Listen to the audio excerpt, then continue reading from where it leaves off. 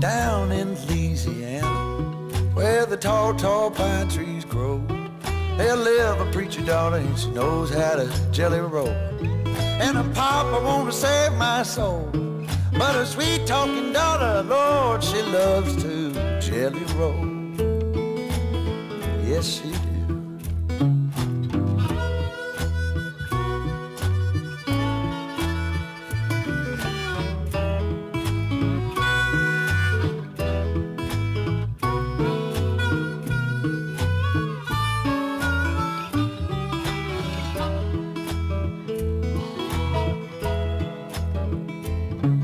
Got a gal in old St. Louis, one in San Antonio. Come and get it while you can, for tomorrow I'll be gone. And my good gal sitting alone, she hollered her back, Daddy, Daddy, will you come in?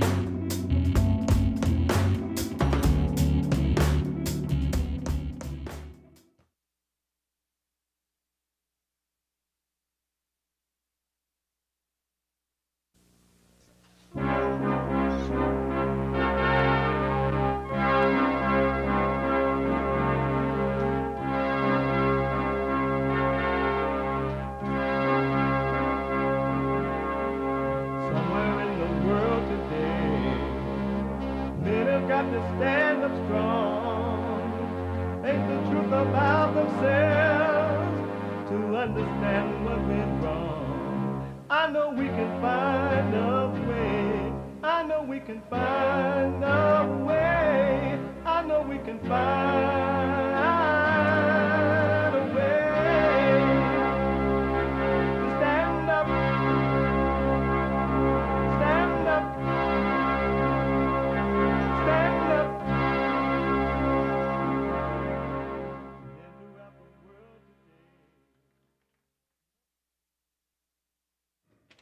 Uniting the races with truth instead of dividing them with lies. We're also rebuilding the family by rebuilding the man. I am Cecile Peterson. Good morning. How are y'all? Welcome to the show. You can get involved by calling 888-77-53773. 888-77-JESSE. Jesse. Jesse. And my biblical question for this week. The biblical question for this week. Do you pay attention to what's happening to you or what's happening in you? Do you pay attention to what's happening to you or what's happening in you? Amazing question. We have every way that you can watch and support the show listed on JesselinePeterson.com/show.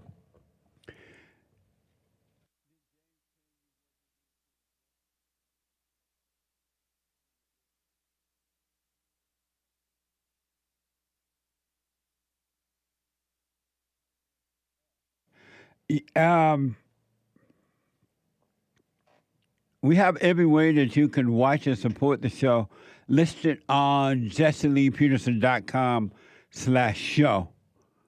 JesselinePeterson.com/show. And if you running around trying to figure out how to hide from the border patrols,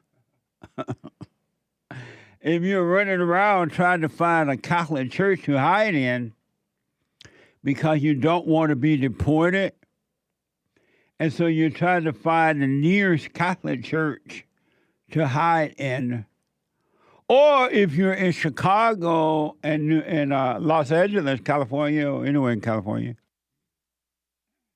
and the so-called leaders are working with you right now to hide you out or helping you to find a lawyer to represent you when the border patrols come for you, you still can be listening to the show on the run. Whether it's in the basement of the Catholic Church,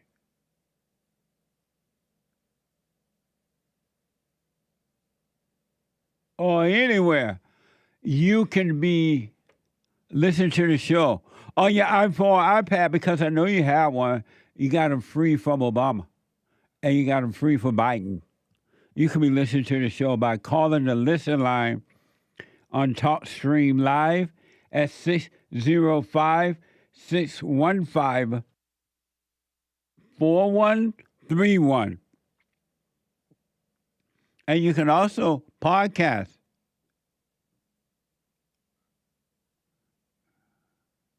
You can also podcast. All right?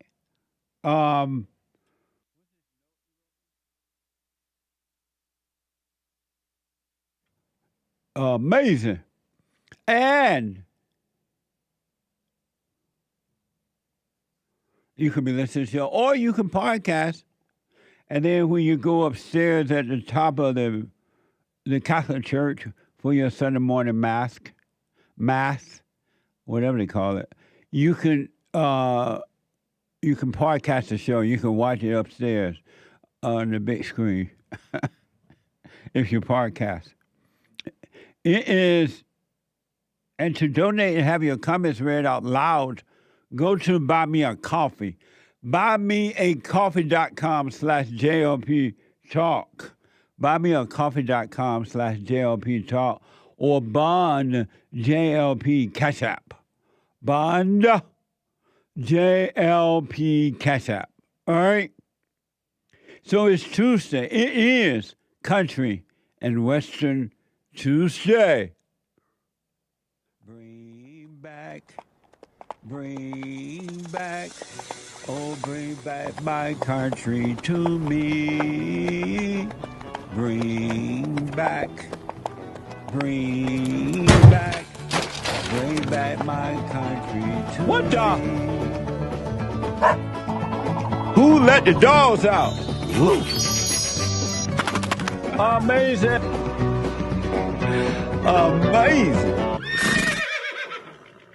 Amazing. So, the party is over. The celebration has ended, I guess, of Donald Trump being sworn in and becoming the president of this great nation. One thing about the Republicans, they know how to put on a party. It was mind-blowing. It reminded me of the Republican National Convention. They know how to put on a party. But first, is it Cecile Richards. Cecile Richards.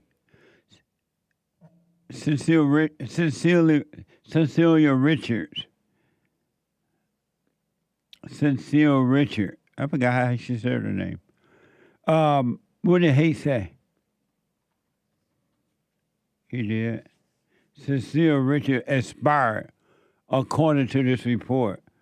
Texas Tribune is reporting Cecile Richards, a lifelong advocate for women's rights, who led Planned Parenthood for 12 years, has died at the age of 67 after a battle with brain cancer.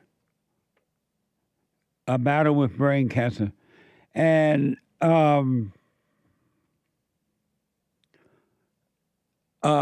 I know Cecile because she used to be my boss.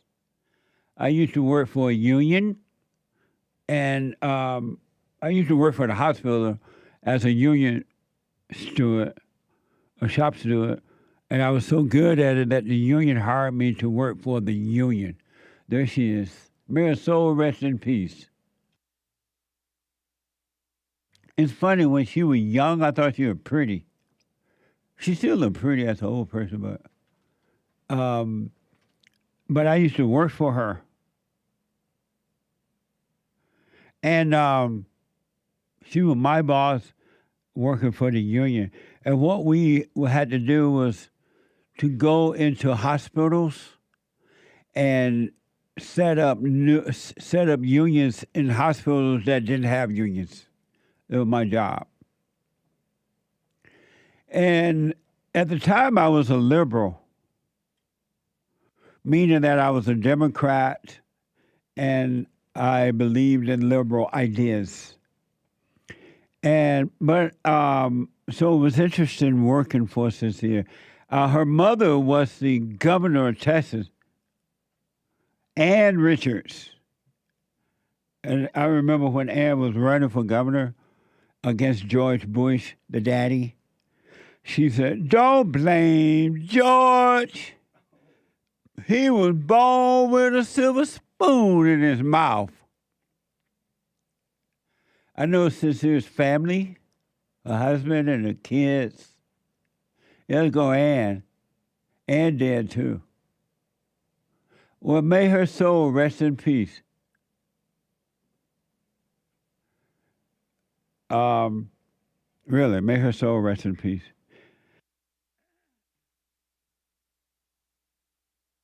Poor George, he can't help it.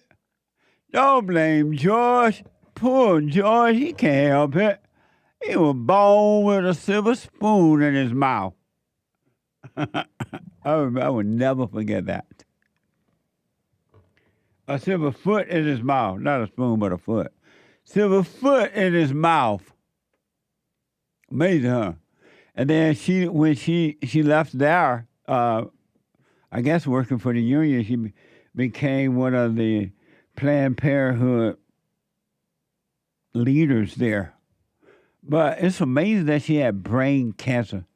You know, you never think that what would happen with people along the way or yourself or blah, blah, blah. I never imagined that she would have brain cancer one day. She was young and pretty and smart. She was smart. You may not have agreed with her smartness because she was liberal, but she was smart. And I'm not surprised that in the physical world that she succeeded as she did. But there she is. May her soul rest in peace, really. I disagree with her politics, but I liked her.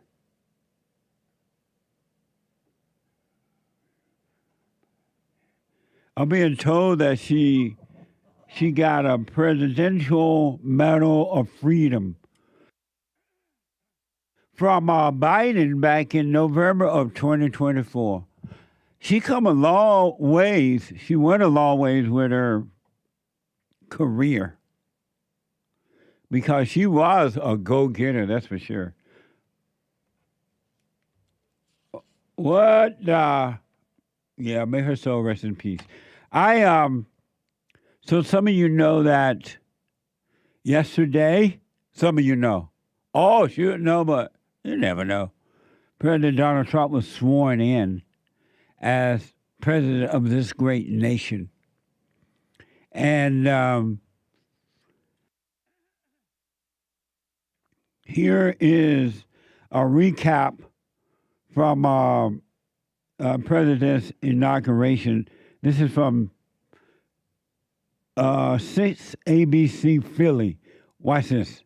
Yeah, a lot happening here in the nation's capital tonight. The President Trump, now the 47th president, has signed a slew of executive orders, including withdrawing from the World Health Organization, also pardoning some 1,500 people who were arrested for their roles on the January 6th attack on the Capitol. The Capitol is where this day began when the president took his second oath of office. I, Donald John Trump, do solemnly swear. A return to power as Donald Trump was sworn in as the 47th president inside the Capitol Rotunda at noon today. From this moment on, America's decline is over. He spoke before a few hundred members of Congress, dignitaries and supporters, much smaller than a typical inauguration after it was moved inside because of the frigid weather. During his 30-minute address, he talked about a wide range of issues, including the assassination attempt in Pennsylvania. He said he'll declare a national emergency at the southern border. He talked about the fires burning in Los Angeles and even touched on gender identity. As of today, it will henceforth be the official policy of the United States government that there are only two genders, male and female. We must be honest about the challenges we face. Supporters gathered outside the Capitol during the speech, watching it on cell phones. We had to modify our own approach, so we set up the cell phone.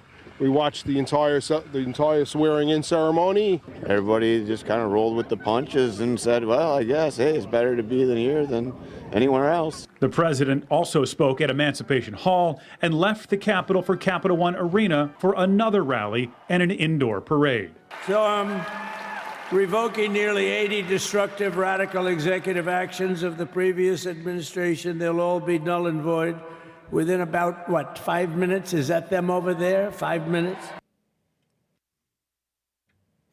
The president signed so many executive orders yesterday, it makes your head swim.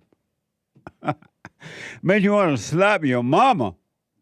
He signed so many executive orders. Very interesting. And he signed one of those orders where you may have to send the anchor baby back, may have to go back to wherever he came from. Your mama walked across the border and dropped you in America, right? Yeah. What country? I heard he got rid of birthright citizenship already. Well, if not, he's already started it. He signed an executive order to get rid of it, and now they have to go to court and challenge it. So that's it. Yeah. I'm of the last anchor babies, and I might not even make it. I might be one of these crying migrants. You seen these? I might end up crying like some of these. You hear about these migrants that got right at the border? They canceled CBP-1, and they started crying. They sent them right back. Oh, they were at the border waiting. Across? They couldn't come across. Nice. So I'm gonna be maybe with them. Yeah. I'll let you know. If you have to go to court, I'll go there and testify. Nah, Jesse, this is my cross to bear. I'll let them know you've been fighting. You are the American anchorman. You've been fighting for America for years now. Hey, I'll be happy to give up my citizenship. Just let me work here. Let me stay. I was talking tough, but so those people had to go back. Yep. Nice. Yeah. And wow. It said that they all started crying at the border. I bet they did. Yeah. Amazing. And so it was very, very interesting yesterday. I didn't watch the whole thing. Who had time to watch the whole thing? You know what I mean? But it was interesting. It's amazing that Donald Trump is now the president. I was concerned at one time because I remember I was hoping that nothing happened to Biden when he had to resign from president or anything so that Camilla could not become the president. And what made me think about that is that there was a black guy on CNN or one of those shows, and he was saying that Biden should step aside and let Kamala Harris be president so that they can say that they had the first black female president. And I'm like, well, can you be any dumber than that? You go step aside just because you want DEI? That didn't make sense. So I was hoping nothing happened to Biden before Trump got in. Oh, amazing. There was a pastor, and I didn't see this, so this is my first time seeing it. My producer was telling me about it this morning, by the name of Lorenzo Sewell. And he delivered a quote-unquote passionate benediction. Watch this from X. Let freedom ring, and because America is called to be a great nation, we believe that you will make this come true. So let freedom ring. From the prodigious hilltops of New Hampshire, let freedom ring. Or from the mighty mountains of New York, let freedom ring. From the heightening Alleghenies of Pennsylvania, let freedom ring. From the snow-capped Rockies of Colorado, let freedom ring. From the curvaceous hilltops of California, but God, we're asking you not only that, let freedom ring from Stone Mountain, Georgia. Let freedom ring from Lookout Mountain of Tennessee. Let freedom ring from every hill and every molehill in Mississippi, from every state, every city, every village, and every hamlet. And when we let freedom ring, we will be able to speed up that day where all of your children, black men and white men, Protestant and Catholic, Jew and Gentile, will be able to sing in the meaning of that old Negro spiritual, free at last. Free at last. Thank you, God Almighty. We are free at last. What the? That ain't no benediction. That's so. What a beta. Beta! That's so dumb it make my stomach hurt. Why they let him get up and do that? I wonder if the organizer or whomever invited this guy that know he was gonna do that. My producer, he set us back about 100 years. What are you trying to act like he Martin Luther King? Martin Luther King was a socialist. He was this guy's at the wrong party. What the? That ain't no benediction. The benediction is like, bow your head. God, thank you for President Trump. We really wish him well. And we pray that he get what he needs to do done. Amen. What was all that about? And why was he looking up? Or maybe he was looking for Martin Luther King. What the? Is that Martin Luther King's son or something? That is not a passionate benediction. Benediction.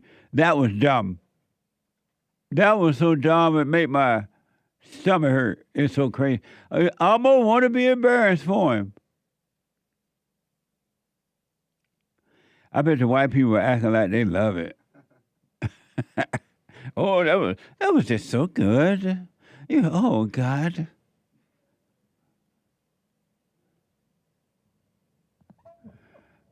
Wow. Why was he looking up? And what was he looking for? And why that speech? That wasn't no benediction. That was a dumb Martin Luther King speech. Lord, God help the blacks. They don't know what to do. That was dumb. Wow. That was dumb. But anyway, wow, I'm glad I didn't see it.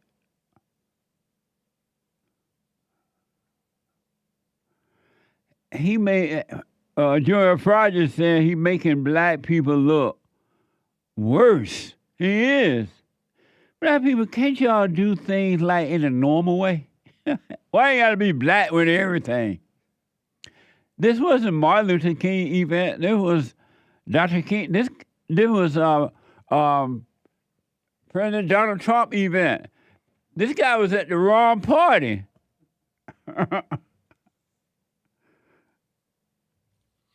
Lord. That was awful. That was so bad. I'm sorry I saw it. Really, I'm going to have to fire my producer for showing me that one. Do not play that. Joel Friday. Play it again. Ain't no way, Joel. I can only take it once. That's awful. Poor black people. Don't blame them. They were born with DEI in their foot, in their mouth. That was awful. That was just awful. As awful as this can get. Anyway, I move on because of time. Some people think that Elon Musk threw up a Hitler salute. I've not seen this either, but they're saying that Elon Musk, news outlets said Elon Musk threw up a Hitler salute. Watch this from X. And I just want to say thank you for making it happen. Thank you. That's right, Elon. My heart goes out to you.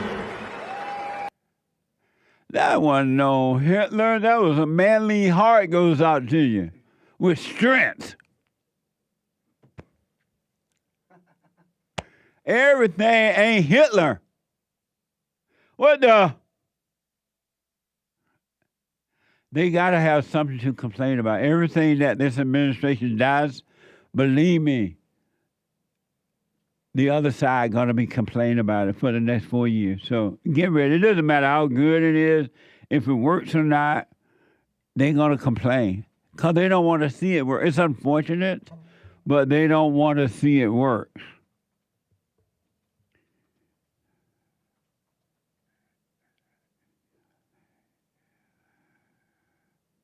Amazing. That ain't no Hitler sign. That was, my heart goes out to you. Thank you.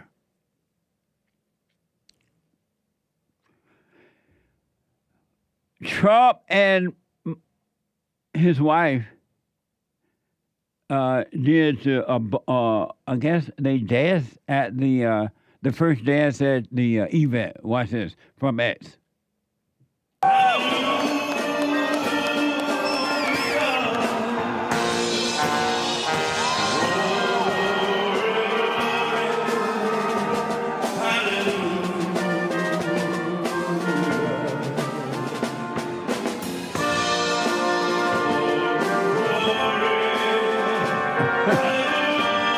What the?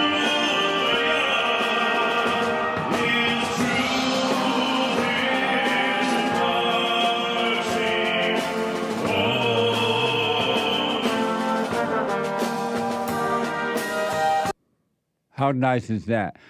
Melania, that's her name? Nick? Yes. Melania, she is, up until now, I don't know what the next president's wife going to look like, but she's the most beautiful first lady we have ever had in this country so far.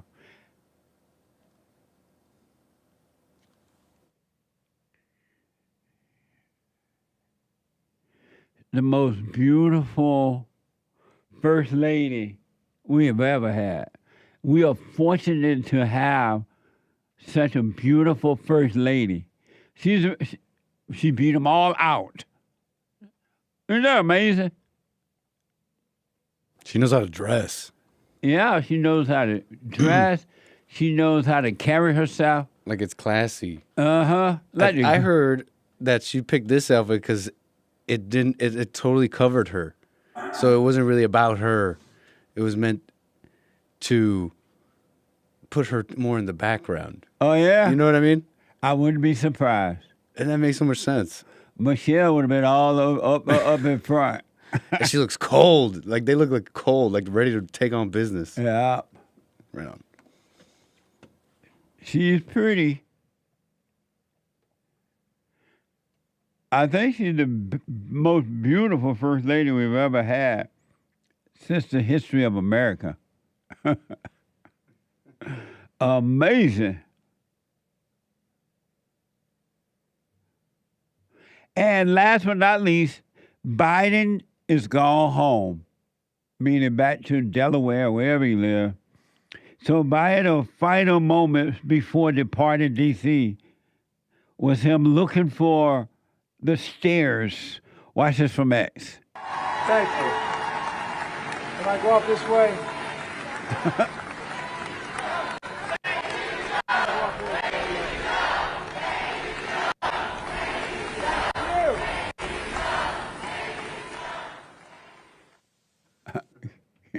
He still can't find his way home. Remind me of Dorothy. Remember Dorothy was trying to find her way home? Remember that, Nick? Dorothy. Yeah. Clicking the heels. Yes. Yep. You remember. Biden, I wish you well, Biden. You did a really amazing job of screwing up the country. So, Jill act like she didn't know which way to go either. What's up?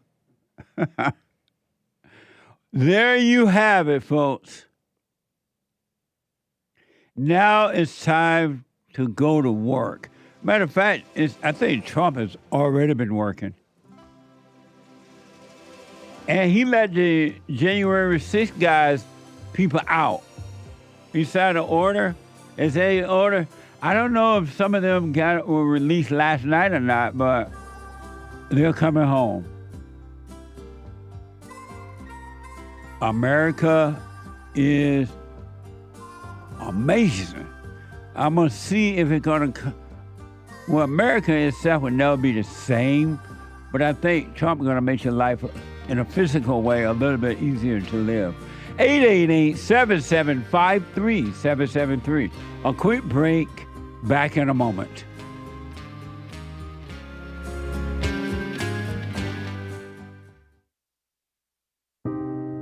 I just wanted to say that I've been listening to you for a few years now, and when you talk about the illusion of racism and how it's just a divisive tool that the media uses, and it's just good and evil. Yes. And that's what we got to focus on.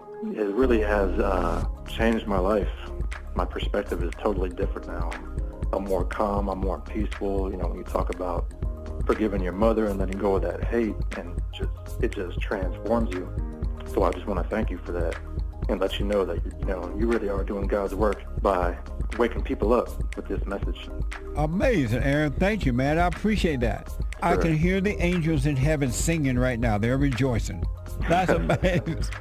Stay with the silent prayer. Speak up, don't resent, and doubt every thought.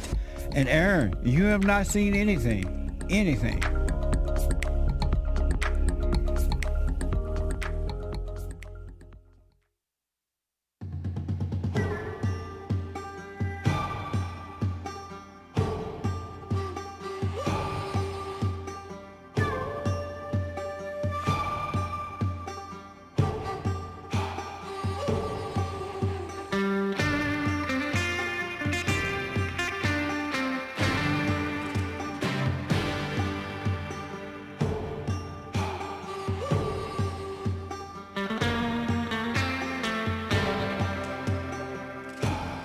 That guy that did the benediction, really, they should not have allowed that guy to get up and do that. That was awful. It was, you like want to be embarrassed for him.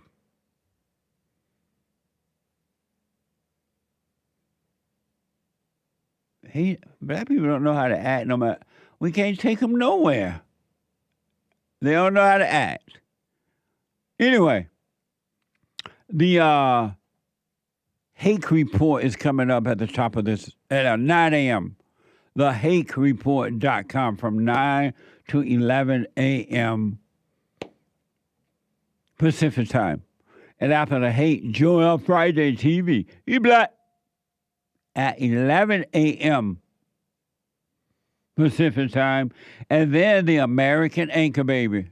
Scared, nervous, but he's still going to try to show up. Do not let the DEI people know, the border people know where he is. ICE. ICE.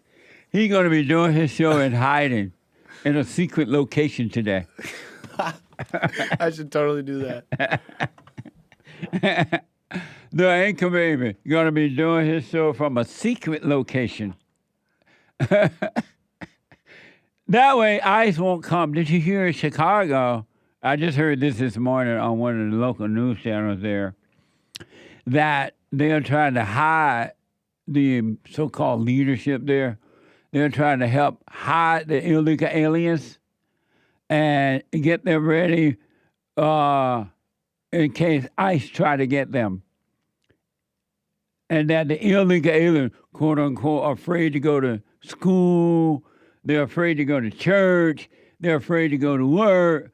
But shouldn't they have known that when they came here illegally? Why were they not afraid when Biden was in there?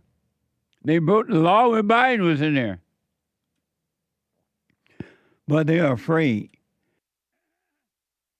What a mess!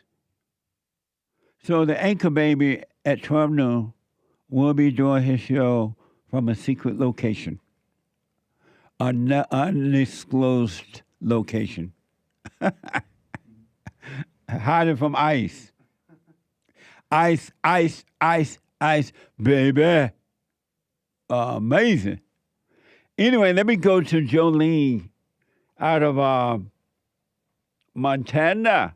JOLENE, welcome to the show. You're on the air. Hi. Hey, JOLENE. How are you? All is well.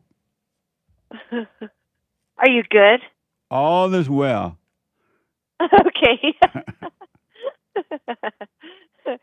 I'm totally excited that Donald Trump is now our president. I know. It's amazing. I know. And right on. And the thing I like about Trump is that he's already on it. He's working already. He's doing what he got to do. And it was amazing to see him. Apparently, he had an early start yesterday, and he was up until midnight partying from meeting to meetings to this speech and that speech. This man has energy. in the same way the anchor baby has. Energy given to him by God. Right? Yeah. Amazing. Amazing. Yes, absolutely. I feel blessed right now. It's awesome. Yeah. Yeah. Well, now we're waiting to see what happened.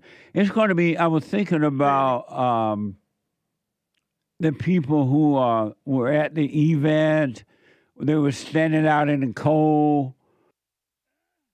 They were participating, applauding him, really happy to see him. And I was thinking, between now and the next 4 years, I'm going to see how many people will stand beside Donald Trump when he does something or says something that they disagree with. Will they, those very same people that were standing out in the cold, that was at the event, that was watching it on TV and YouTube and all that, whatever, how they saw it, will they stand with the president because he is going to say or do something that his supporters are not going to agree with? I'm wondering, will they turn on him or will they still stand with him? It's going to be interesting to see that. I feel that Donald Trump is guided by God. Yes. And the people that turn their back on him, that's on them. Yeah, it is. But it's interesting how human nature is, because human nature is evil. Thank you, Jolene. I appreciate it. Oh, well done. All right. What's a sin? What? What's a sin? What is sin? Yeah, what is a sin? Sorry. Man or woman playing God. Okay. So if I swear, the sin would be like my anger, probably? Yeah, because you will be playing God. Now, if we shouldn't, of course, we shouldn't be swearing. It's what's in your heart. But if you have anger, if you have thoughts and you go with them, if you have ideas and you believe them and go with them, you are sinning. If you judge yourself and others, if you think you know what you want, if you think you can do it, whatever, you can change yourself or whatever, if you think you know what you need, all those things, you're playing God. And you will never know God as long as you play God. Okay. Thank you. You're welcome. Good to talk to you, and congratulations with the brand new president. Absolutely. I love you. Thank you. I love you back. Okay. All right, Jolene. Bye. Bye now. 888-775-3773. North Carolina. Kaya. Hey, Jesse. Happy New Year. Happy New Year. Where have you been? I've been around. I'm always here. I saw you down in Mississippi. Yeah. You saw. Oh, I asked Nick, did he show you? Isn't that amazing? It was amazing. I didn't realize your daughter was that age. How old does she look in the photo? She looked about 11, 12, 13, somewhere in there. Yeah, she's 13. Shoot, I had to think about it. Yeah, she's 13. We went on the road, and I drove to Texas to go see my younger kids, and stopped on the way back in Tupelo and caught up with Ann and Jason. That was the first time I met Ann in person, although we've talked on the phone for years, and then saw Isaac and met his beautiful wife, Rebecca. So, yeah, it was really a blessing. Oh, nice. Yeah, that's amazing. Yeah, it was pretty cool. How's life? Life is great. Yeah. Life is it's nice and quiet. It's slow. It's easy. And I'm just living, man. And you still working on yourself? Every day. Nice. Every day. Yeah. You stay with it? Crying, she's lying. I always think about that. Whenever the devil tried to tell me, just cry about it. Just let it out. And, sometimes not sometimes. I cried maybe one time in the last couple of months. I went ahead and let the tears come. And then right in the middle of it, I said, what the hell is this? Yeah. If she cries, she's lying. She's lying. Yeah, I could see how fake it was. Yeah. Yeah. So, no, life's going well. And I was calling to answer that biblical question, like Josh be saying. Do you pay attention to what's happening to you or what's happening in you? Definitely in me, because nothing is happening to me. Nothing's ever happening. Interesting. And so it's always about the internal response or the judgment or the fear or the excitement or whatever it is. But when I look around me, all is well. So nothing's really ever happening. That's amazing. I want to react to that, but I got to wait or respond to it. But I got to wait until Sunday. Amazing. And, I watched that dance with Melania and the Great White Hope. It almost made me want to boo-hoo. They look so beautiful. Yep. And you can really tell how she looks up to him as a husband. And you can tell how much he really loves her and just cares for her. But they're not, gross with it. It's not about the affection or an attraction, but you can really just see the beauty of their marriage. So that's pretty dope.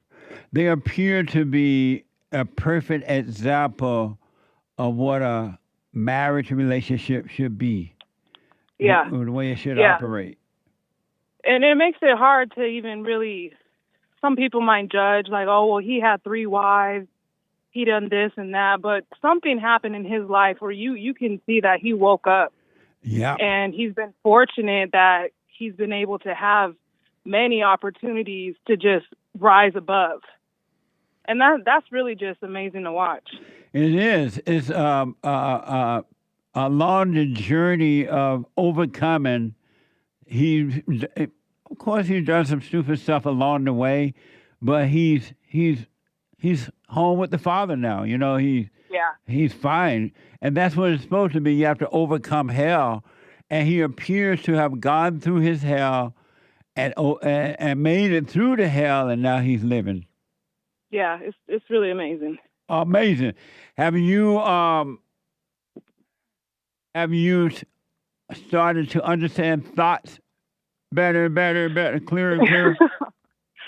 Yeah, I was just talking to my friend this morning about how many thoughts come to you, and something you said the other day, I can't quite quote it, but you were asking the caller, create your thought, come up with the thought, and notice how really you can't. Right. They're just already there. A lot of them, good or so-called bad, a lot of them, I find myself wondering, why am I even wasting time going down the trail of where this one stupid thought is taking me? And more, you can see how they're not real. And you can see how many judgments you then want to pick up based on these things that don't even exist. And, when you tell other people that, I see even more how it sounds so crazy to them, but it seems so normal to me. Yes. Because I can see and they don't know that they can't. Absolutely. But yeah, the thought thing is mind-blowing. It really is. I was reflecting this morning. I was thinking about how every day I tell people that they got to overcome thoughts just by being aware of them and overcome anger and all that. And then when the thoughts come and the feeling come, to just live with it, don't do anything about it, and it'll be taken away from them because they're dark spirits. And overcome anger. And what I've noticed over the years, I've come to realize, is that it reminded me of when I was a kid. I remember down in Alabama, I was very young, and when I first went swimming, and the older people would go over to the creek and they would just jump in, right? They were not afraid to just jump in. But at first, because I had not swum before, I would go right to the edge of the water, and I would have fear, and I would not jump in. And then I would put my foot in the water and everything, but I wouldn't cross the border. I wouldn't jump in because I had fear.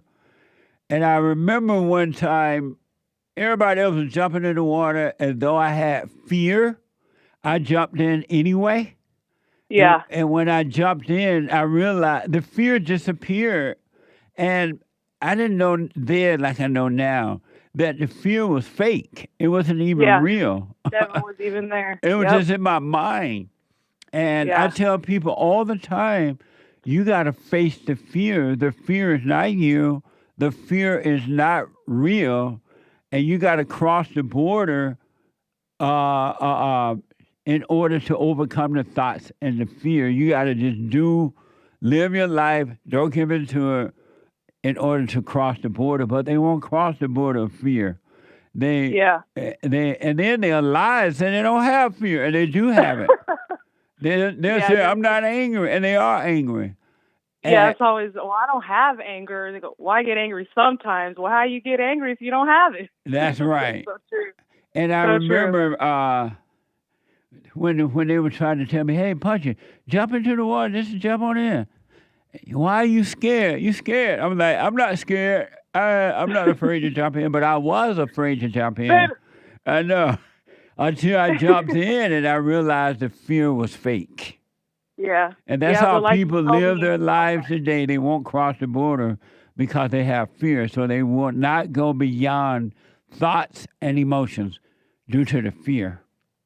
Yeah, it's hard to see, though, that I'll speak for myself, I didn't realize for a while that I did love the hell and the fear and the emotions. I could see, and I knew I was waking up, but I really didn't fully understand. Like I told you before when we talked, I didn't really understand that I did love it. I preferred that reaction that I was so used to of, fear and believing the thought and reliving this moment that never actually happened, or maybe it did, but the feeling that was connected to it. Yeah. I didn't realize what it meant to love that. But once I did, it's literally in an instant, the scales can fall off and you start to be like, oh, it really was nothing. Yeah, absolutely. It's amazing to me how much human beings love their misery. They love their anger. They love their victimhood. They love the thoughts, even though God said those thoughts are not His, they're not ours, and that we should bring them all into captivity. And yet human beings, they're unwilling to let those thoughts and feelings go. It's crazy. Yeah, it is. What a mess. It's also a big mess. Yeah, right on. Well, I'm not going to hold you any longer. I'll get to rambling, Jesse, and I'll just talk forever. It's good to hear from you, and thanks for responding to the biblical question, and I'll put my little 2 cents in on Sunday. Hey, and the anchor baby is one illegal that I want to protect. I know. So let's not call the people on him. Let's keep him around. He's going to be doing this show today from a secret location. There we go. Can't dox it. Right on. That's All right. I appreciate y'all. Have a good day. You too. Bye now. Thanks, Jesse. Bye. Okay. Amazing. 888-775-3773. Let me go to Ryan out of New Orleans. Ryan, turn your radio off. Ryan. Yeah, I don't know. I'll put him on hold for now. Super chat. Super chats. Tony bought a coffee saying, congratulations, President Trump, and I wish former President Biden and his family well. Yes, Good absolutely. Morning. Thank you. Dion says, good morning, Jesse, Hake, and crew. Sunrise emoji. Daddy is home, and it is -2 degrees in upstate New York. Your dad is home. Dad is home to stay. And how cold is it? -2 Oh, Fahrenheit. my God. Are there any black people up there? Thank you. I don't know. That is too cold. Yeah, it is. That's too cold for comfort. That's negative 17 Celsius or centigrade for those you commies out there who don't know Fahrenheit. Just kidding about the commie thing. Jamil says, with a coffee, congratulations on Trump and thanks for church on Sunday. It was so deep. Really helpful. If I can ask. Ask! Jesse, what is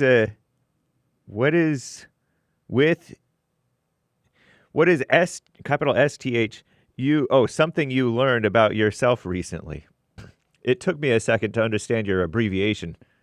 Thank you, Jamil. What is something you learned about yourself recently? First of all, you write about Fellowship Sunday. It was amazing. And if y'all missed it by chance, you can go to rebuildingtheman.com/church. Rebuildingtheman.com/church podcast. It was amazing. And congratulations on Trump. Thank you. And congratulations to you as well. And what have I learned about me lately? I don't know what I'm saying lately. Just continue to practice staying present. I found myself, that is easier now. Easier. Maybe that. Staying present. Amazing. Thank you. Thank you, Jamil. All my bone days bought a coffee. Hey, y'all, I got my order in for some of Punchy's coffee. Shout out to Mead, the caramel and cocoa tasting notes. Sorry about that. I can't read. On the front is already making me want to slap my mama before it gets here. Shout out to my mama. Right on. Check out Punchy's coffee. It's delicious. Go to rebuildingtheman.com/store, right? Yep. Rebuildingtheman.com/store. I got my own coffee now. Who would have thought?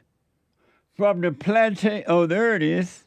From the plantation to owning the coffee.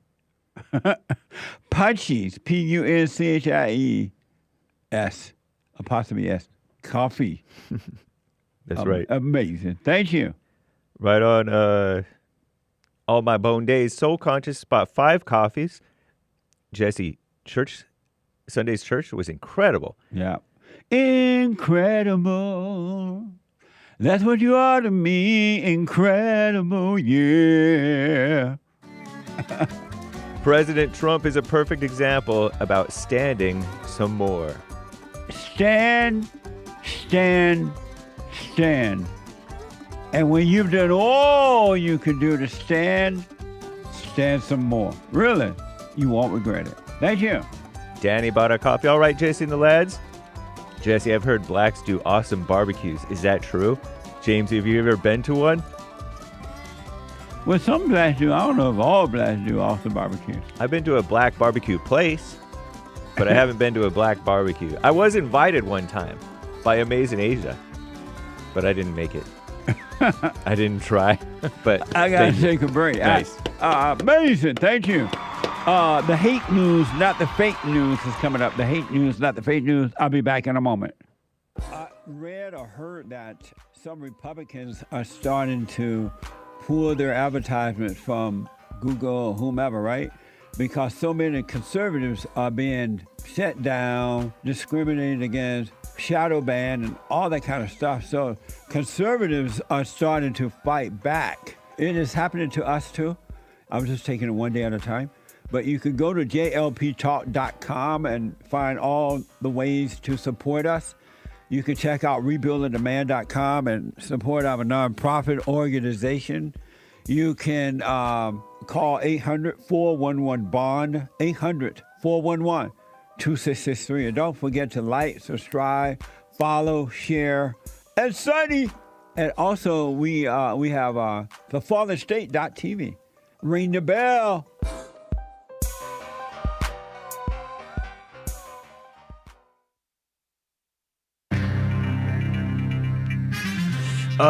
Storms coming in, and our greatest president is in, and he's issuing executive orders, and gender misidentity no longer recognized by the federal government. Oh, yeah. This is the end of hour one of the Jesse Lee Peterson Show. It is Country and Western Tuesday, January 21st, 2025 AD.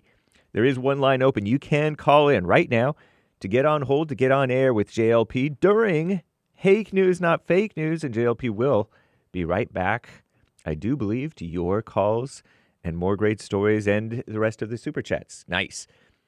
Commie Nonsense Network, CNN, forced to acknowledge Donald J. Trump, our greatest president, is now officially the 47th president. Not just the 45th. Impeach 45, as Maxine Waters said. Now also the 47th president of the United States. Will he unite the United States? Remains to be seen. After taking the oath of office on Monday, Commie Nonsense Network's fact-check team, Lord, found that Trump made more than 20 false claims in his inaugural address as he declared, America's decline is over. That may be false itself, but he's a man of hope. Nice. And he vowed a tide of change is sweeping the country. Very cool. Nice. I wonder if they fact-checked that too. Executive actions. President Donald J. Trump issued a series of executive orders within hours of taking office Monday, revoking 78 of crooked, lame-o, sleepy Joe Biden's policies, or his team's policies, which is Obama's policies, Obama administration. Among a slew of immediate orders, Trump pardoned more than 1,000 people charged in the January 6th, 2021 attack, they call it, on the U.S. Capitol. The full, complete, and unconditional pardons extend to people who were convicted of some of the worst crimes convicted on the day of the Capitol insurrection. Oh, they're pulling that word out again. Insurrection. Talk about fake news. Trump also declared a national emergency at the U.S.-Mexico border, which is a fact and the truth, triggering the use of the Pentagon resources and personnel that will be deployed and used to build the border wall. Based. Oh, so that's what Sleepy Joe from Phoenix was trying to say. Oh, he stole money from the military. He declared a national emergency. Meanwhile, the Trump administration is withdrawing the United States from the crooked Obama-era Paris Climate Accords, and he's withdrawing the U.S. from the so-called World Health Organization. That's the evil UN's corrupt WHO. Very good news. And gender disidentity or misidentity. The federal government, which is usually evil, will now only recognize two sexes, male and female, under an executive order that President Donald J. Trump signed on Monday. The order will dismantle efforts by the evil, crooked Biden administration to be more inclusive of evil and blindness of Americans' so-called gender misidentification. As of 2022, U.S. citizens, I put that in quotes, have been able to select X as their gender marker on passports in an expansion of LGBTQ plus rights. Now, all government agencies will ensure that official documents, including passports, visas, and global entry cards, wow, they enter the globe, cool, accurately reflect the holder's sex, the executive order says, adding that sexes are grounded in fundamental and incontrovertible reality. Based. And that storm that's coming in, a once-in-the-generation winter storm sweeping through the South with bone-chilling temperatures, potentially historic snowfall. The governors of Louisiana, Georgia, Alabama, Florida, Mississippi have declared states of emergency, while Texas authorities have directed state agencies to mobilize resources due to the threat of heavy snow. More than 220 million people across 40 states affected by the bitterly cold air. It's like 44 degrees over here, or it was. And so it's a mess. Be careful, guys. I'm James Hake. Now back to JLP, Hour 2.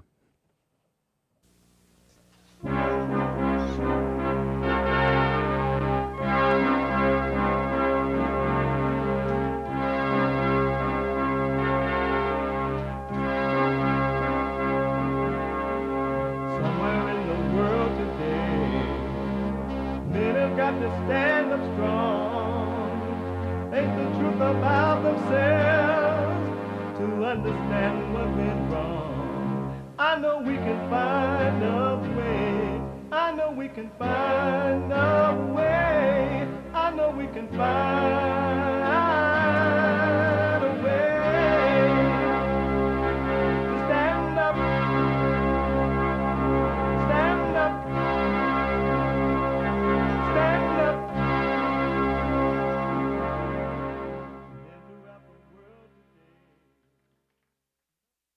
Uniting the races with truth instead of dividing them with lies. We're also rebuilding the family by rebuilding the man. I'm Jesse Lee Peterson. Welcome to the second hour of the show already. It is Country and Western Tuesday. You can get involved by calling 888-7753-773. 888-77-JESSE. And my biblical question, it's a doozy. Do you pay attention to what's happening to you or what's happening in you? Do you pay attention to what's happening to you or what's happening in you? If you're out and about in some secret location because you're hiding from ICE, baby, you still can be listening to the show. If you're trying to hurry up and gather your fentanyl, you have like a truckload of fentanyl you've been selling in the country, and you heard ICE was coming, now you're trying to gather your fentanyl and go back and cross the border with it or sell it really fast, you can be listening to the show. Or you just laying up on the beach or whatever. You can podcast the show, but you can listen by calling the listen line on TalkStream Live at 605-615-4131. 605-615-4131. And to donate and have your comments read out loud, go to Buy Me a Coffee. BuyMeACoffee.com/JLP Talk. BuyMeACoffee.com/JLP Talk or Bond JLP Cash App. Bond JLP Cash App. It's Tuesday. Second hour is Tuesday. One line open if you want to jump in at 888-7753-773. It's Tuesday. And every Tuesday is and will always be Country and Western Tuesday. Bring back, oh, bring back my country to me. Bring back my country to what me. the? Who let the dogs out? Amazing. Hassan's dog. What the? Before I go back to the phones, and I want to show you this. In spite of, and remember I said human beings are evil? They're nasty, they're wicked. No such thing as a good human being until they return to the Father and their nature changed from evil to good. And that's rare. Don't look for it. It's rare. They are evil. You saw an amazing event yesterday. You saw what appears to be a man who's going to do all he can to make America great again, meaning bring back jobs and opportunities, shut down the borders, do the best he can to stop all the crime that's in our country, and other things. regulations and restrictions and all that kind of stuff, right? Make America great again, whereas the whole wide world will respect America again. And it was an amazing event yesterday. And anyone that was watching that event could have appreciated it, however long you watched it, what part you watched it, whatever part you watched it. But because human nature is evil, and there are people into color rather than what is right, and they refuse to become one nation under God. And they're always looking for something to complain about, victimhood, DEI kind of thing, right? In spite of an amazing inauguration yesterday, CBS hosts complained they saw too many white people. Now, remind you, you're in a white country. Majority of the people are white. And they're like, too many white people. I want you to watch this from CBS. Amazing. Guys, I have to say, I'm looking at this crowd. I do not see many people of color. Does anybody else besides me observe that? I'm fascinated by why that is. On Martin Luther King Jr. Day, the most notable and one of the most high-ranking is Justice Ketanji Brown Jackson, first black woman to serve on the U.S. Supreme Court, notably appointed by Joe Biden as he wanted to follow in the footsteps of Jimmy Carter and appointing a number of women and black women to the federal judgeships. General Brown, chairman of the Joint Chiefs of Staff, is probably there. In fact, that might be the side of his head. No, because he's there. Well, I can't tell what uniform that is. I can't tell from this. But he was undoubtedly there. Yeah, I saw Jim Clyburn. They're sitting there talking about white people, too many white people. Can you get into evil? Now do you believe me when I say human nature is evil? If black people wanted to go, they could have bought a ticket and went and gone and had fun or whatever.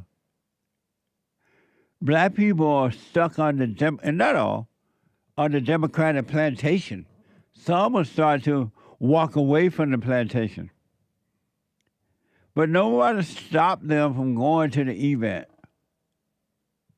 And the event was not about color. It was about making America great again for all. But these people don't want you to get away from that. They want you to think it's about color because they're wicked. Now do you believe me when I say human beings are evil? They hurt one another.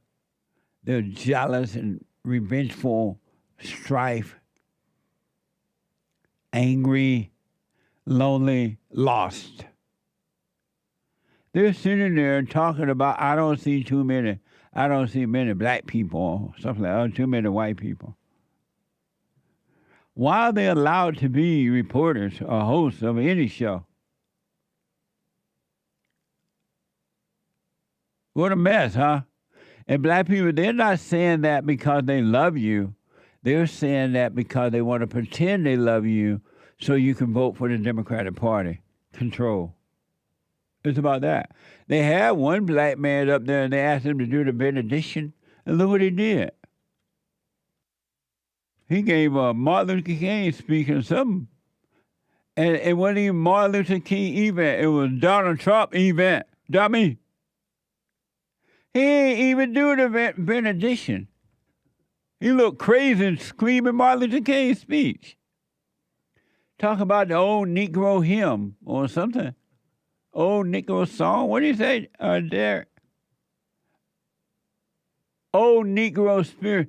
Why they let him do it? They had one black there. Look how he acted. White people don't like that kind of stuff. Looking up at the sky. What are you looking at? If ever. Look at that. Frowning. Like he Martin Luther King. State, every city, every village, and every hamlet. Lord, have mercy. Help us, Lord. Amazing. 888-77. This is human nature. In your family, in you, if you're not overcome. In your family, your friendship, your marriages, your children, your co-workers, your bosses, your government, your churches.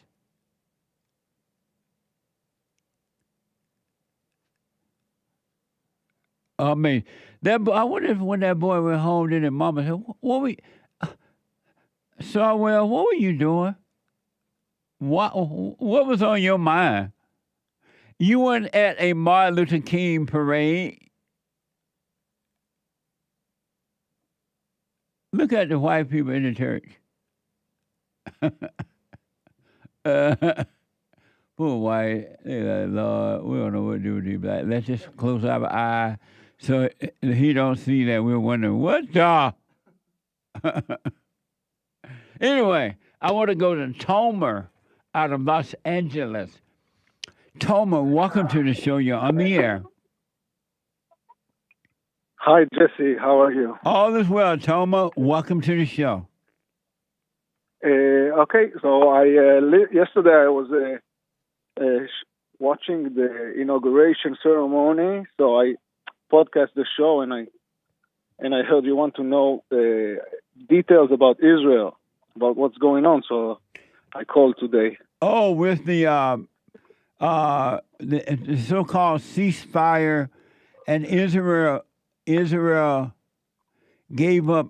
They said like 90 of Allah Abba people back to whatever, and they got 3 females.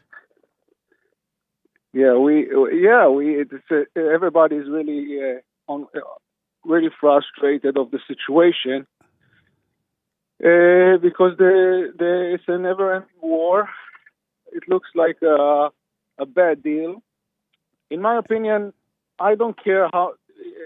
In my opinion, let them have all the prisoners and give us all the live ones. Yeah, but this is the result when the government doesn't want to do any ceasefire or any deal, and then Trump comes and tells them, "Listen, it's time to end the war." And that's the result of it. It's a bad result for us. As far as they're concerned, as the Palestinians, they don't mind to let them to not do a deal at all. So they want to come up as the winner. But it was your guy Bibi. And so, so Hamas, for those who don't know, Hamas gave Israel 3 females. They returned 3 females, not even 3 males, 3 females. And Israel, according to a report, gave Hamas 90 males, and they said some females in there, but 90 males. Does Israel think they got a good deal?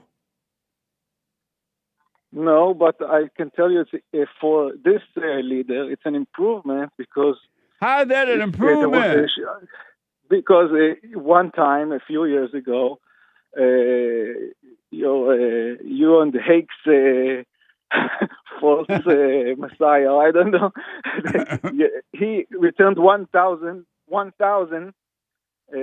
of these terrorists for just one hostage. So that's the situation.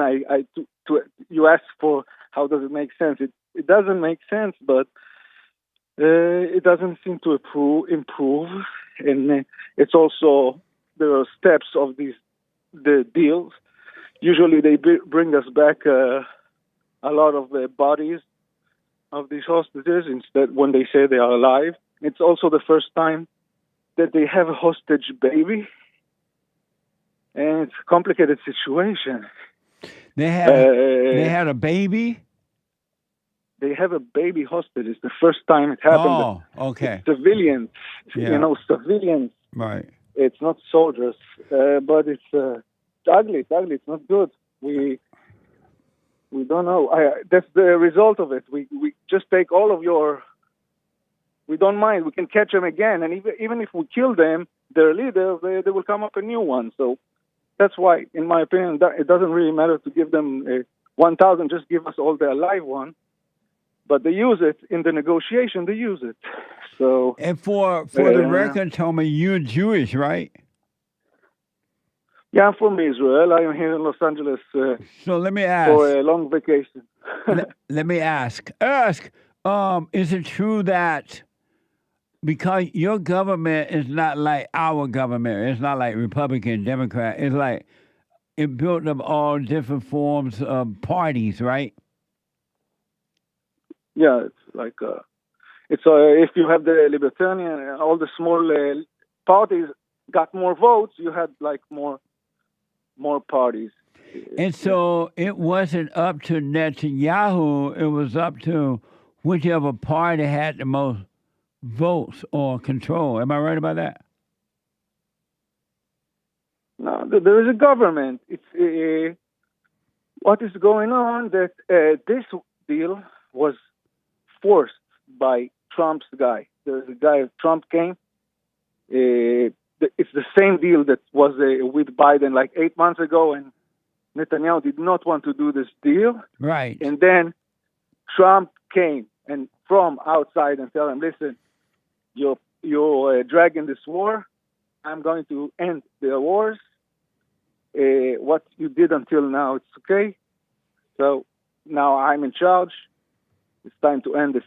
And that's what happened. He actually dragged, there is a story about he actually dragged, and tell them, listen, this is going to happen. There are also American citizens who are hostages.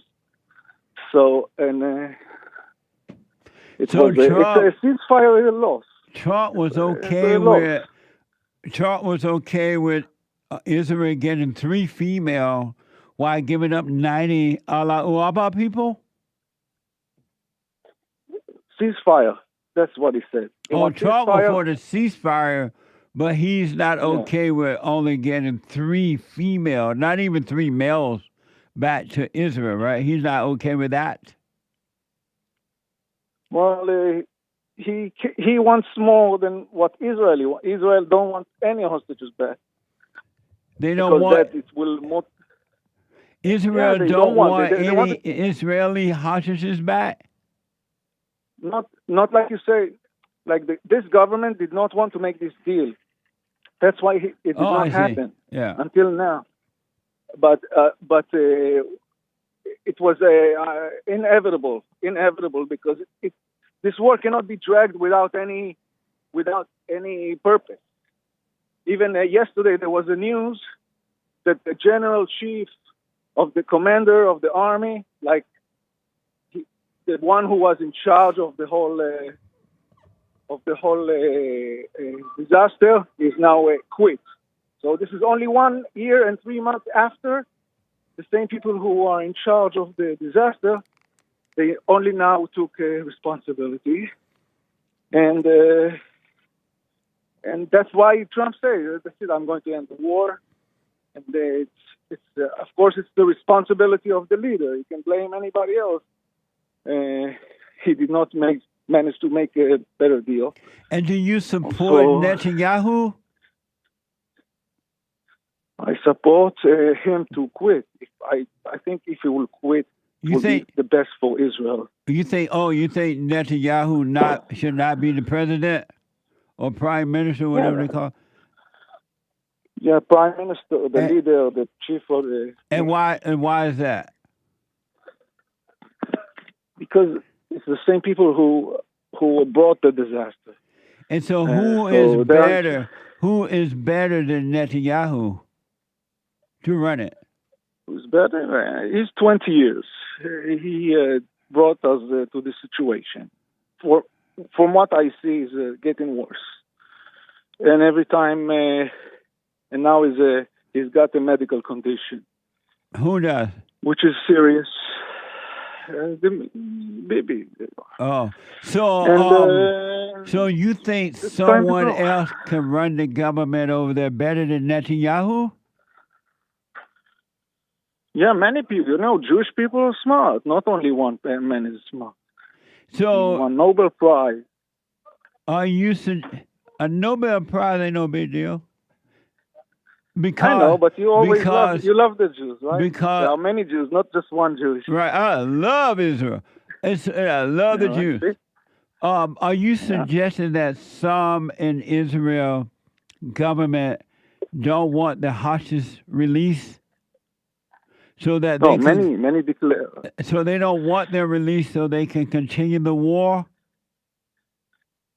Bottom line, eventually they kidnap people because they know they get a lot of it. So there is a reason behind it why to be against it, because they will do it again.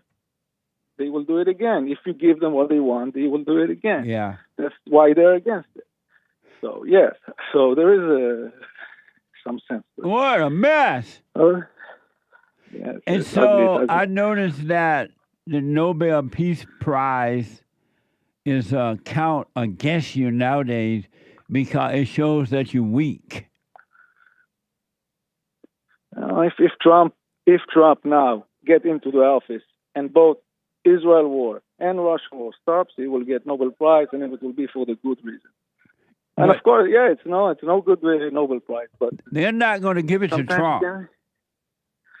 He doesn't need it. That's what I mean. He proved that the second he left the office, all the worst, and everybody said that he will bring the World War, and then it's exactly the opposite. So might as well give him. But and because of time, did you say that Netanyahu is sick? He has a medical problem. Yeah, it looks not in his best days. How do you know that? He's not a young man, but I judge by the results. Oh, you don't know that he has a medical problem. You're just assuming it. No, he had a surgery. He had a surgery prostate. That's why he did not come to the inauguration. He was invited. And how did you hear that he had surgery? Where did you get that information from? It's not news. It's like real. It's not like I made it up, in my opinion. It was, did you hear somebody? He had a replacement for a few hours of the surgery. It's known. It's not like made up. Oh, okay. I see. So it is being reported that Netanyahu to undergo a procedure Sunday for prostate removal. The Prime Minister's office says. Okay. Well, I wish him well. Do you like my dream team, Netanyahu, Donald Trump, Netanyahu, and Putin? I think you should do in basketball. You need to start one, you need to bench one, and you need to cut one. you need to bench, and you need to cut Bibi. There's enough Jews who can do that. But amazing. I just want to take this chance to thank you for everything of the jobs you do. You really helped me in my life, and I listen to the show every day. I do the silent prayer. It's amazing. And I will see you in church sooner. Absolutely. Well, you stay with it. It only get better, all right? Amazing, yes. Thank you again. All right, thanks for the call, man. No problem. All right. I wish Netanyahu well. I didn't know he had surgery. What's let's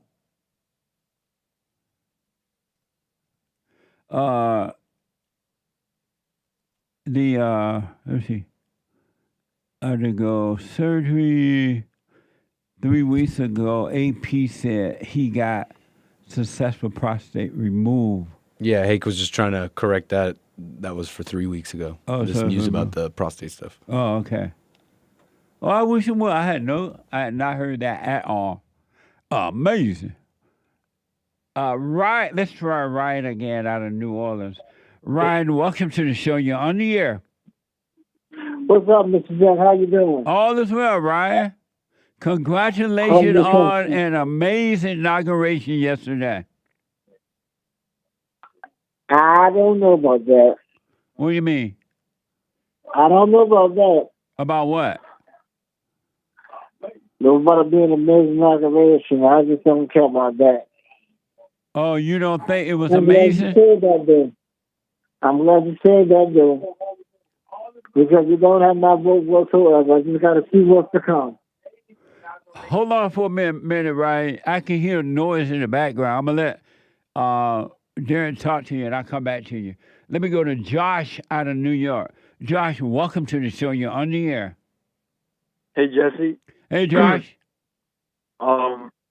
First question I had was, why is New York so rough?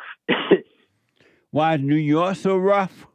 Yeah, like it's just a rough place to live, you know? Because it's controlled by Democrats. Yeah, I know that. That's why it's that way.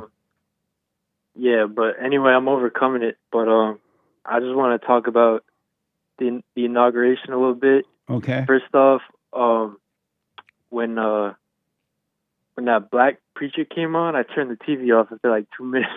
I couldn't even. He was talking about the misty mountains of Georgia or whatever, and I had to cut the TV off. I wonder if he thought that was a benediction. It just didn't fit. It didn't make sense. And he wasn't saying anything either. Right. He was at the wrong event. He was supposed to have been at a Martin Luther King rally. He may have thought he was at a Martin Luther King rally.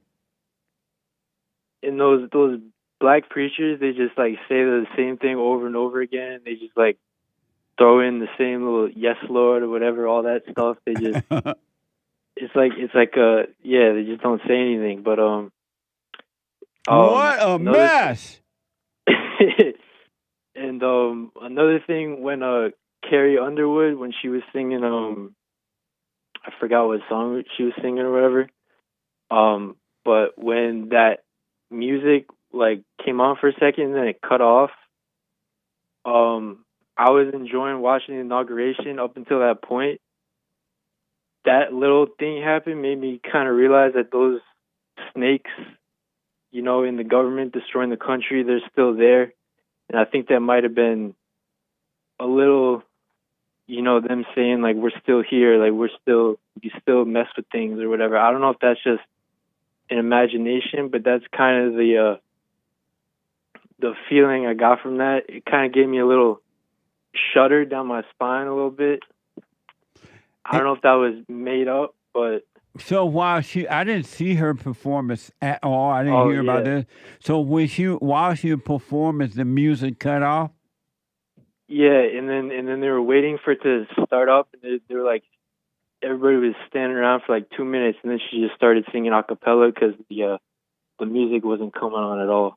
But she still had like an amazing, you know, performance. She's got a great voice, all that, but so you believe that some liberal were behind the scene messing with the music? Yeah, some little sneaky person I think might have I don't know. That's just a feeling I got from that. Amazing. Yeah. Well, nowadays you just don't know, man. Because I never would have imagined for a second that they would have allowed that black preacher to get up there. They asked him, I guess they asked him to do the benediction, and he did a Martin Luther King act. I just can't believe they allowed him to do that. Yeah, that was embarrassing. I thought he was gonna. I saw him. I thought he was gonna actually say a little nice prayer or whatever. But right. He just started going crazy. What a man. Yeah. Well, I mean, it's great. Trump is president now, but I'm still staying on my toes a little bit. Right on. You know? Yep, you still aware, man. Still aware. Right. Thank you, Josh. I got to take a break. Quick break. Back in a moment.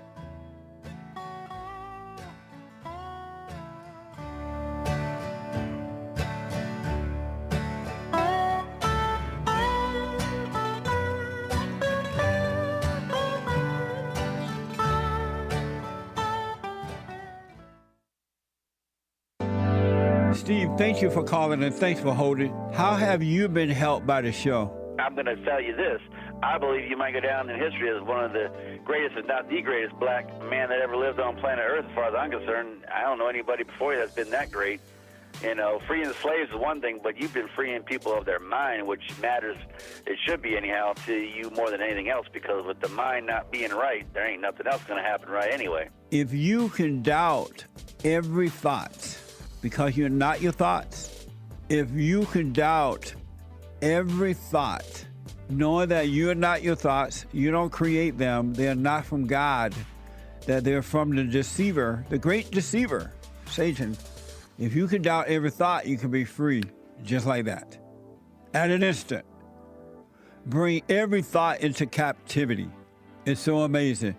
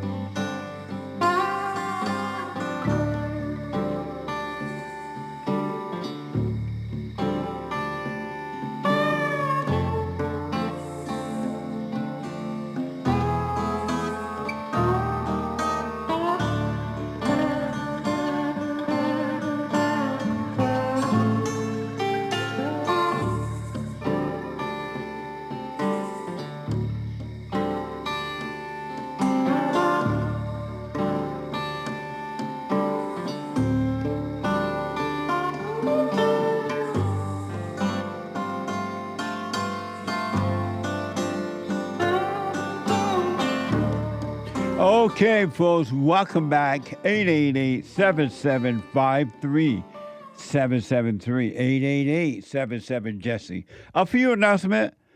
I do personal shout-outs for you. Amazing shout-outs. Birthday shout-outs, weddings, encouragement, congratulations, shout-outs. Go to Cameo, CAMEO.com/Jesse Lee Peterson.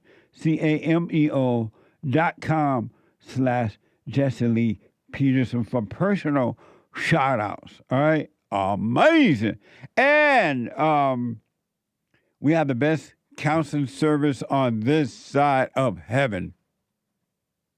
The best on this side of heaven. Family individual counseling by phone, Skype, or walk-in. For appointment, to make an appointment, go to rebuildingtheman.com. Rebuildingtheman.com or call 800-411-BOND. 800-411-2663. And I have my own coffee now, Punchy's Coffee. Isn't that amazing? Punchy's Coffee. Good. Punchie, possibly S, coffee. It is so good. Give it a try. Buy 1, 2, 3, 4, 5, 20 bags. You're going to love it. Punchy's Coffee. Can you ever imagine that? Punchy ground coffee. Good. And we offer whole bean as well, if you want to grind it yourself, nice and fresh. Whole bean, y'all. And ground. And ground, y'all. Go to rebuildingtheman.com/store. Rebuildingtheman.com/store. And order your coffee now. Hurry, run. You don't want to start your day off without Punchy's Coffee. All right? Also, every dime from every bag goes back to Bond, to the nonprofit, to help us get our work done. Every dime. So you're helping Bond. Not only you're starting your morning out with a fresh, amazing cup of coffee, you're also helping us get our work done. Amazing, huh? And thank you all in advance. Amazing. Let me go to 888-775-3773. Let me go to Gabrielle out of North Carolina. Gabrielle, welcome to the show. You're on the air. Hi, Uncle Jesse. How are you today? All is well. Thanks for calling. I'm so excited because of Donald Trump's election and the inauguration. But my comment today is about the black pastor. I mean, it was just like, what is he doing? Why is he here? It didn't make sense. It wasn't, maybe he thought it was a Martin Luther King rally or something. He was at a parade for Martin Luther King. It had nothing to do with Martin Luther King. I don't know. And why would he do a benediction in that way? That's not how you do them. I think he was an op because maybe he, signed on and got paid to be there, but in actuality, he was an op to go there and put on the circus show for black people, because that's normally how black people conduct. And it was no different. It was hilarious, and it was sad all at the same time. I didn't want the white people to see that. And what was he looking up at? Was he looking up for Dr. Martin Luther King? Yes. I was like, what? He was looking for Dr. King. What a mess. It was terrible. Dr. King would have been extremely embarrassed. Like, it was just, like, mortifying. That's all I had to say today, though. It was just a disgrace. I appreciate it. Thank you. What a mess. Thank you. All right. Hey, what are you saying?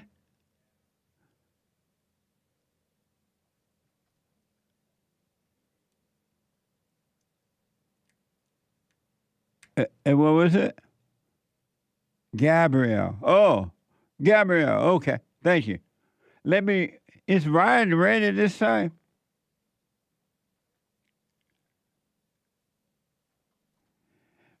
Let me go to Rick out of Hampton, Virginia.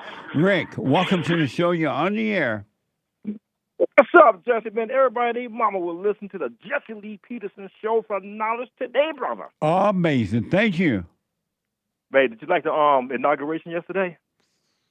Yeah, it was fun. I didn't watch a lot of it, to be honest. I was so busy. And so I did see bits and pieces of it. And for what I saw, it was amazing. I liked it, man, because, this is what I got from President Trump's inauguration. I got prosperity and hope. And, because it seemed like, man, I don't know, everything that was evil, Joe Biden signed it into law, Yeah, on the very first day that he became president, he started to destroy America for sure. And he did a good job, man. I mean, I can't think of nothing he did. He doesn't really believe that, Rick. He's just saying that. But he knows that he and his administration, whomever working with him behind the scene, they know they destroyed America. They had open borders, crime and drugs came in like never before. They defund the police. Crime was out of control. They jobs, to set all our jobs overseas somewhere. People couldn't work. High prices with gas and food. They don't believe that they did a good job. They just have to lie and say that, but they don't believe it. Wow, I said, man, I just can't I can't think of nothing good about his administration. I'm just saying that my opinion, man. I'm really praying that God, bless President Trump's administration. I really believe he has some great ideas. He's on executive order. Government people can't work from home no more. Yeah, they got to go back to work. I love those executive orders that he signed on yesterday. And it's like Trump is, he's already on the job, man. It's like he's on it. Yeah. And that's the kind of man we need to, we pay that man to work for, even though he's not accepting any money, but we pay him to work for us. And I like what he's doing. He's working for us and not against us. And, and when you first begin this transgender mess, A man is a man, a woman is a woman. It's too bad that I never imagined that in America you got to sign an executive order that says a man is a man and a woman is a woman. I mean, it's just common sense. You don't need an order for that. And he had to sign that because the people tried to destroy a man being a man and a woman being a man. What an evil. Yes, he would. I say the same thing too. And yeah.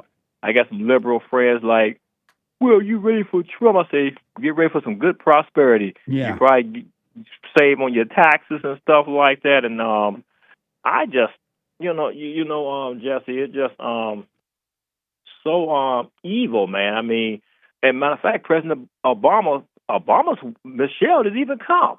Now, that's a black woman for you. It sure is.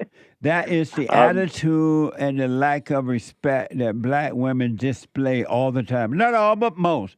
They display a lack of, especially when it comes to white people. It's like they deliberately want to prove to white people that they can just do and say whatever they want. And it was also, they were saying that she stayed in Hawaii or something like that. I remember hearing that on a couple of reports. And she didn't even attend Jimmy Carter's funeral. What did she have against Jimmy Carter? I have no idea. Michelle is not. It's so See, that's why, even in the dating world, I saw a statistic saying that most black women are the least desired women and the first divorced in most cases. It's because of the bad attitude. Their exactly. attitude, they're angry, they're out of control, and they've been made to feel that they are special. And if you don't treat them special, they go totally insane. What a mess. And they are used for destruction. Yeah. Believe me, they are. I agree with you on that when you say they are used for destruction. That's what they use the black women for destruction. Absolutely. Anything to push any evil agenda from transgenders, they go right to the black woman. Anything anything they want to get across as evil, they use the black woman for that. And she's happy to be used, as long as she can get attention. And matter of fact, before I let you go, Jesse, Nancy Mace, they was bringing up a law that transgenders cannot compete with women in women's sports, and transgender can't come in women's bathrooms. The black and AOC was fighting against that law. I don't have a problem with men playing in women's sport.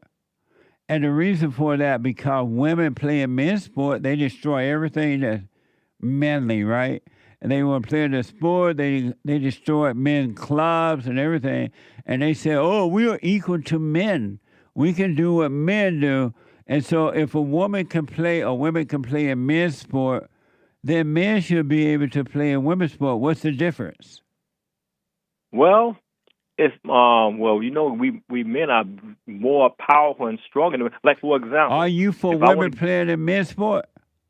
No, it won't. It doesn't say you have female football teams.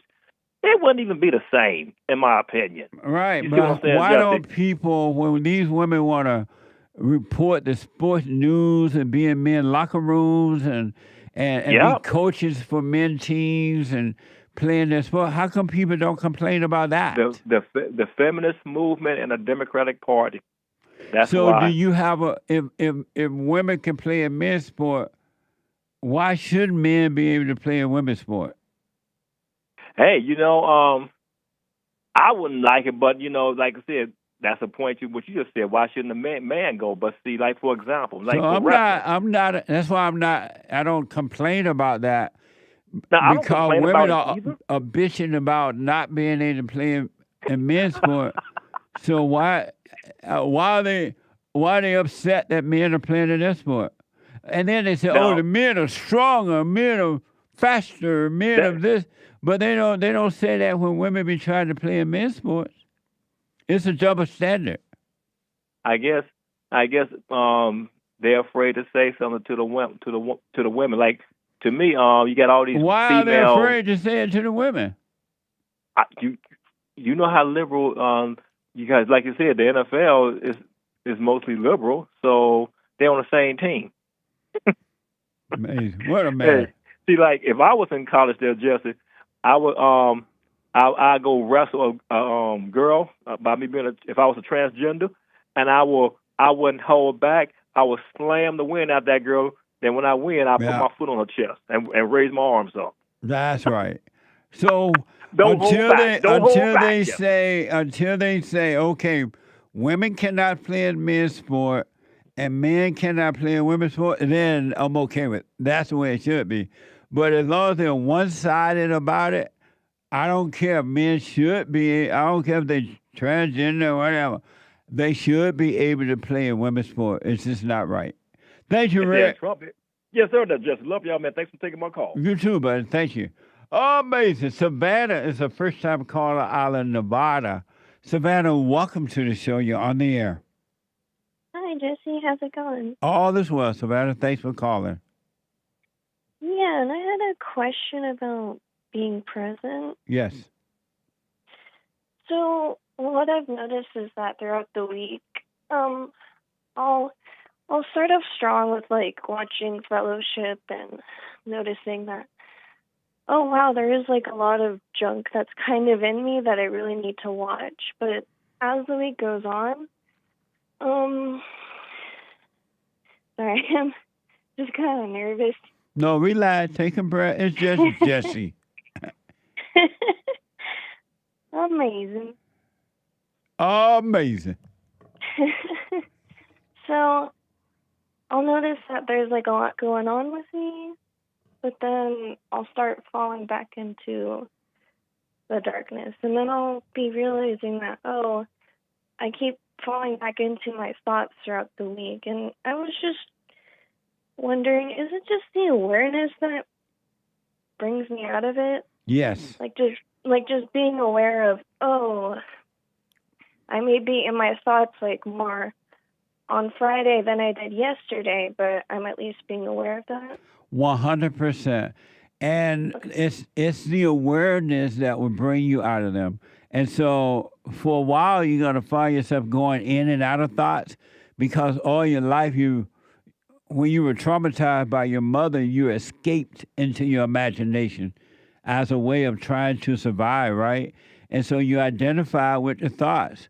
But now that you are starting to become a little bit aware that you're living in your imagination, the light, the reason you can see you in your thought is the light of God that allows you to see. And that light will get brighter and brighter and brighter if you stay with it. Even if you have to go in and out of thoughts 1,000 times a day, you still practice coming out of them, practice being aware. And eventually the darkness, which are your thoughts, will be taken away from you. You'll be free. Mm-hmm. But yeah, it's just, oh, sorry. It is the awareness that will change it. Okay. I was just wondering that because yesterday I noticed like, oh, I've just been in my thoughts like all day. When I woke up after my silent prayer, I was kind of aware at the beginning. Yeah. And then when I went to work, I was coming in and out of them, especially when, I did catch myself getting all like scared in the sense of, oh, like a customer was yelling at me, they were angry with me, and I was like, oh no, I don't want them to hurt me. I mean, like physically, obviously, I don't want to protect myself. Right. But, I guess it was just the ego being like, oh no, don't call me out for what's really wrong with me. I don't like that. Right. That is the ego. How old are you? Oh, I'm 23. Oh, okay. That is the ego. So I want to encourage you, never call when your ego is under attack, because that's what's happening. It's not you under attack, unless somebody are trying to physically hurt you. It's not you under attack. The ego is under attack. So allow the ego to be attacked, and then just watch the thoughts and the feelings that come, and just know it's not you. Don't do anything about it. Don't get mad at the people who are attacking the ego, and because it's an opportunity for you to see that it's still there, and you will overcome it. It's not Yeah, happening to you. It's happening to the ego. Yeah, I just saw myself shaking there as I'm like, typing on my computer at work, shaking. I was like, oh, okay, just get through this transaction, and just kind of saw myself physically shaking because on the inside I was like, oh no. Yeah, let yourself shake in fear or whatever it is, but don't call it you. Don't run away from it. You just be aware of it. It's the awareness that will cause the ego to die, and you shall have life. When that ego dies, you're going to live. Isn't that amazing? That's amazing. Have you forgiven your mother? Mm-hmm. How did that go? Well, what's interesting now that you ask is that, and I had wondered about this, I'd watched The Fellowship and saw someone that had like a similar situation. Yes. But it was, when I did it twice, because the first time I did it because you said it, but then the second time I realized, oh, I am angry at my mom. Yes. Because of the things she did.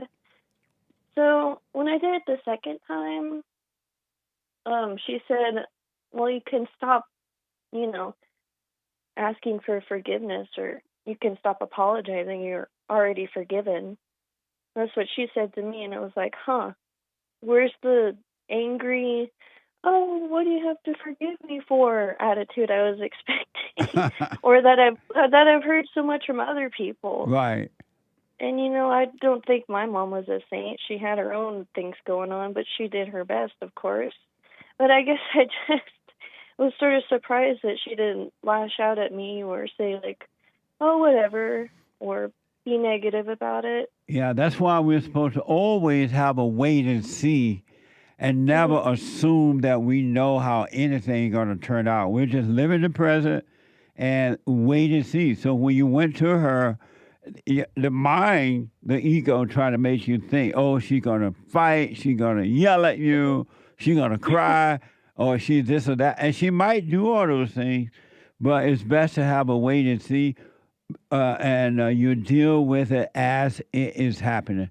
Do not believe what the mind tells you when it says what's going to happen. Always have a wait and see. Yeah. So when that happened and I forgave her, it was like, like, I guess this is just the outcome that happened. It wasn't anything in my mind. Absolutely. And I'll see that nowadays. Like when I'm going to, I'm starting my day, and my mind's like, oh, this is gonna happen at work, and it's like, no, it's not. Like, why would I even think that? That's right. But where it's like, what? That is so insane. Why am I even thinking about that? I'm in my car. I haven't clocked in yet. There's nothing going on, and yet it's just this. And it almost seems like I've noticed quite a bit of times it's the worst case scenario. It's almost always the worst case scenario Absolutely. that your thoughts want to give you, and it's like, what?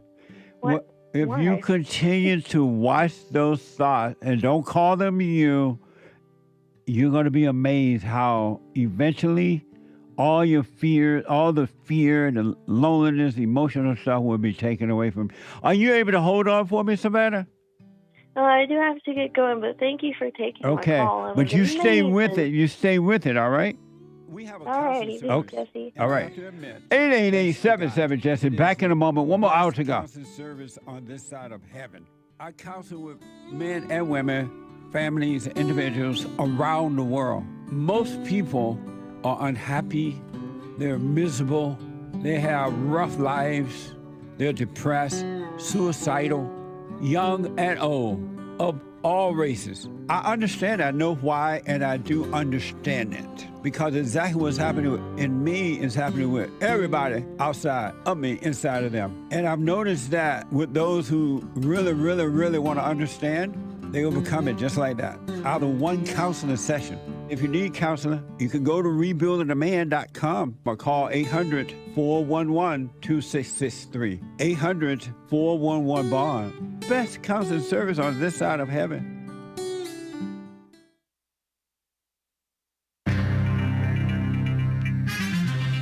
Some serious mess going on in the world. Ski resort fire, Costco strike.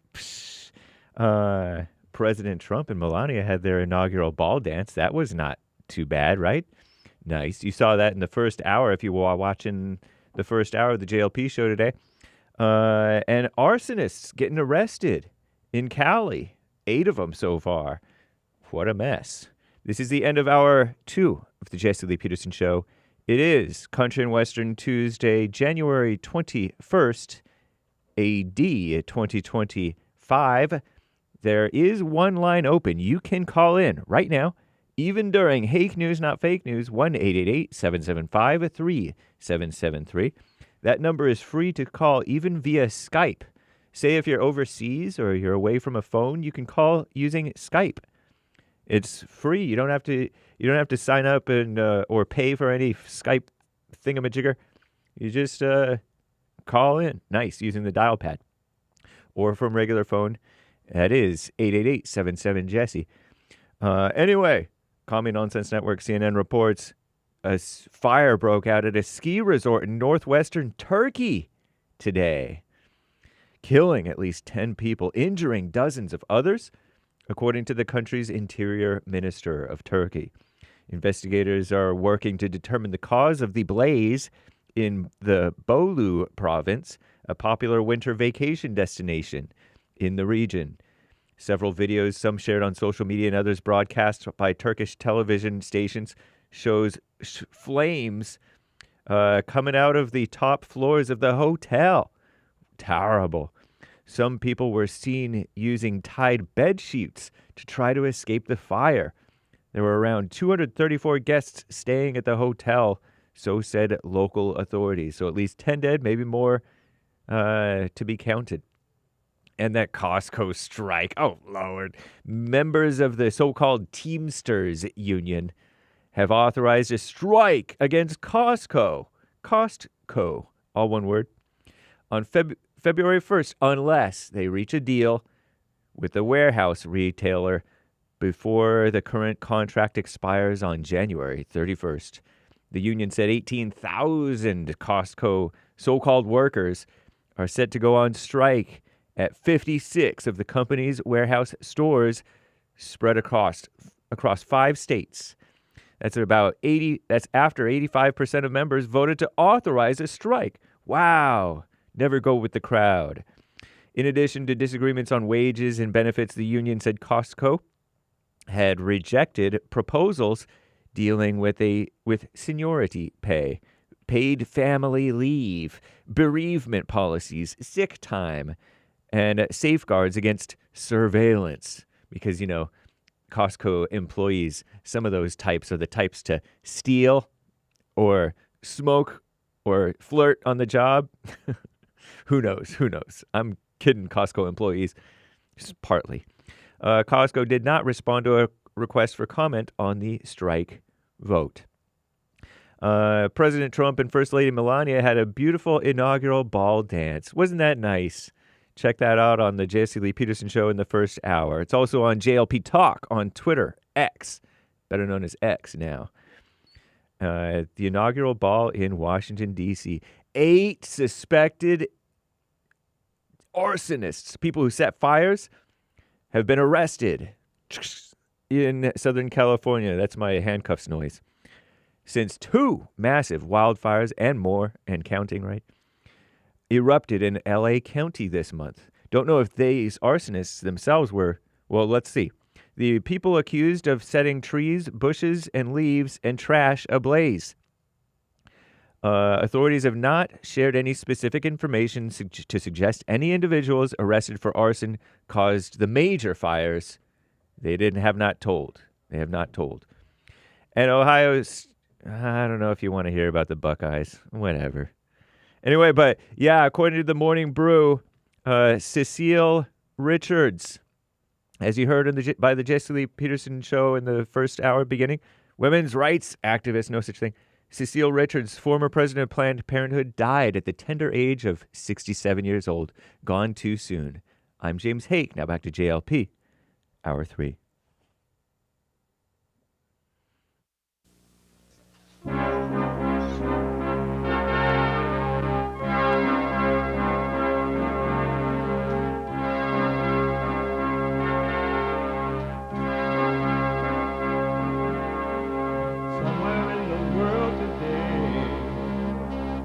got to stand up strong, face the truth about themselves, to understand what went wrong. I know we can find a way.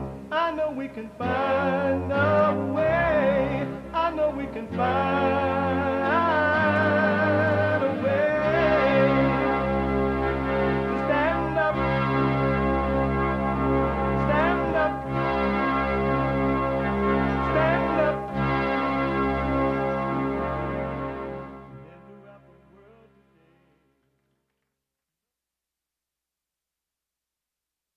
Uniting the racists with truth instead of dividing them with lies. We're also rebuilding the family by rebuilding the man. I'm Jesse Lee Peterson. Welcome to the third hour of the show today. You can get involved by calling 888-7753-773, 888-77-JESSE. And my biblical question, do you pay attention to what's happening to you or what's happening in you? Do you pay attention to what's happening to you or what's happening in you? Amazing question. We have every way that you can watch and listen and watch the show at rebuildingtheman.com/show.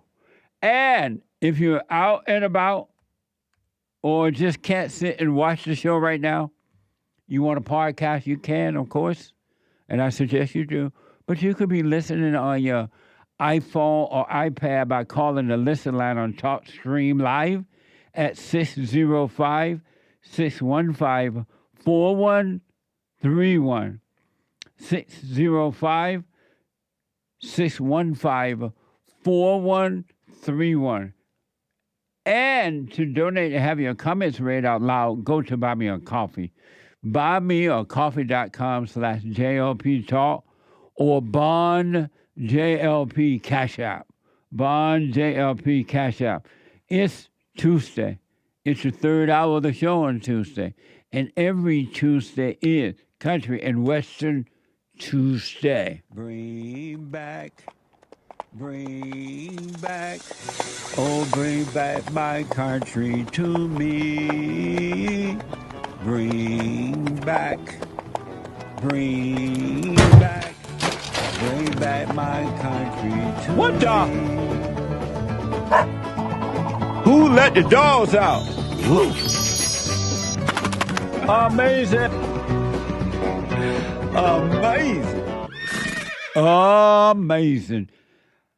888-7753-773. It's a spiritual battle. And as I was saying to Kaya earlier this morning, in the first hour or so, I tell people all the time, you are not your thoughts. All thoughts are all lies, all the time. Stop identifying with them. Stop identifying with fear, loneliness, suicidal thoughts, fake love. Don't identify with anything. And most people will not do it. They'll start out trying, but they allow themselves to be convinced by evil, thinking that is their thought. Those are their thoughts. They allow themselves to be convinced, oh, you don't need a meeting. You don't need to do the silent prayer. You don't need to be aware. And they tell themselves they said it. And there's no such thing as you coming up with your own ideas or saying anything. Of yourself, you can do nothing. And of yourself, you can know nothing, that you know nothing. You have never made up one idea or one thought for yourself. Never, and you never will. You ain't going to be able to do it even if you try. But the people do it. They have fear. And it's like, even Sunday we talked about every time you reach for a thought, every time you believe a thought, it's like drinking a glass of poison water. You're reaching for poison water. and you're dying. And one thing about it, if you want to live, you got to die. You got to die from the false self, the false identity. You're not your feelings. You're not your thoughts. You're not your body. You are not a doctor. You're not a lawyer. You're not, that's what you do, but it's not who you are. You're not a trash collector. You're not a mom. It's what you do, but it's not who you are. You got to stop taking on false identities if you want to be free. And I tell people, even fear is fake. Thoughts and fear are fake. And I noticed that the people go right to the edge of thought and they run back into it. Instead of going through it, they run back into it, into another thought, into another thought, into another thought. Or fear. They'll say, okay, I'm going to go and I'm going to face mama. And I'm going to deal with her. And then the fear come and tell them not to. They're afraid to leave the land of fear. They are afraid to leave the land of thoughts. They won't leave that land. They run right back, right into the center of it. And they try to find a comfort zone. And the thoughts make up excuses why they're done it, and they believe it. You got to die from thoughts. All thoughts are all lies. Your thoughts are not God's thoughts. Your ways are not His. And I've been counseling with a lot of transgender women or LGBT, whatever, women and men. And it's no different. It's no different than there's no difference between a transgender person or LGBT identity. They're all fake identities. They are not real. And then you have the children of the lie telling you that it is real because they want to draw you in their hell. Angry people, I want you to pay attention to this, and you can prove me wrong.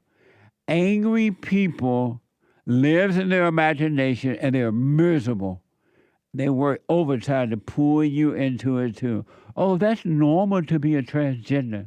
That's normal to be a LGBT person. You were born that way. That's a lie. It's another false identity. And the people who are trying to accept it as a norm, they're miserable. They have fear. They have doubt. They have worry. And they try to make you accept it so that they don't have to be reminded, or they think won't be, that they're wrong. It's the same spirit. The same spirit that rape, murder, hate white people, or hate black people, or hate the Jews, or hate the this or that. It's the same spirit that dwells in transgender people and LGBT is no different. It's the same spirit. You must be born again. It's all an illusion in your mind. You're none of those things. If you want to be free, you got to stop identifying with it. And I'm going to take your call, you could bank on. You can put money on it. You can bank on it. You can put your little whatever on it. You never, ever, ever, but never, never, never, ever, no way, you're going to find love in another human being. They don't love you, and you don't love them. So stop looking. You're never going to find it. Human beings do not have love. That emotional stuff you feel, that because you're in your mind, you think that they love you because they make you feel a certain way. They tell you a certain thing to make you feel a certain. That's not love. That's why it changes once you get together. That's not love. Love only comes from God. There's only one love. No other love. And it's a dispassionate love. There's no emotions to it at all. Zero. That's why people who say they love one another are miserable. It's all the same spirit. Hell is on earth inside of human beings. You are burning in hell within you. You don't have to burn anymore. If you start to work on yourself, you got to forgive so you can stop playing God and let go and let God take over. You open yourself up, he will come in and he will take over. He's not going to come in unless he's invited in by you admitting that you've been playing God, that you're evil, that you make decisions, that you're judgmental. And you got to go to the edge of hell and go through it. You can't be afraid to go through it. Even if you are afraid, go through it anyway. And you'll see that the fear is not even real. In order to get to heaven, you must travel through hell. And no other way around it. You got to drop every thought. You got to live a no-thinking life. God did not create you to think. Satan, when Eve believed the serpent and became aware of the knowledge of, she knew good, but when she ate the apple by believing the lie from the serpent, she became aware of evil. And now she knows good from evil, good and evil, and she thinks she's making decisions. I can decide what is good. I can decide what is bad. I can decide. No, you can't. You have the knowledge, but you have no understanding. But you can be free. You got to see men and women of all races, all money and whatever, rich or poor or however you want to call yourself. If you don't admit you're evil, you will never be free. Because you will always play God by having ideas about God and about this and about yourself. You will never be free. You can hang it up. You can read the Bible till the cows come home. You can go to church. You can hold Sunday school classes. You can hold your little women meeting. You know how these women love to hold Bible study classes?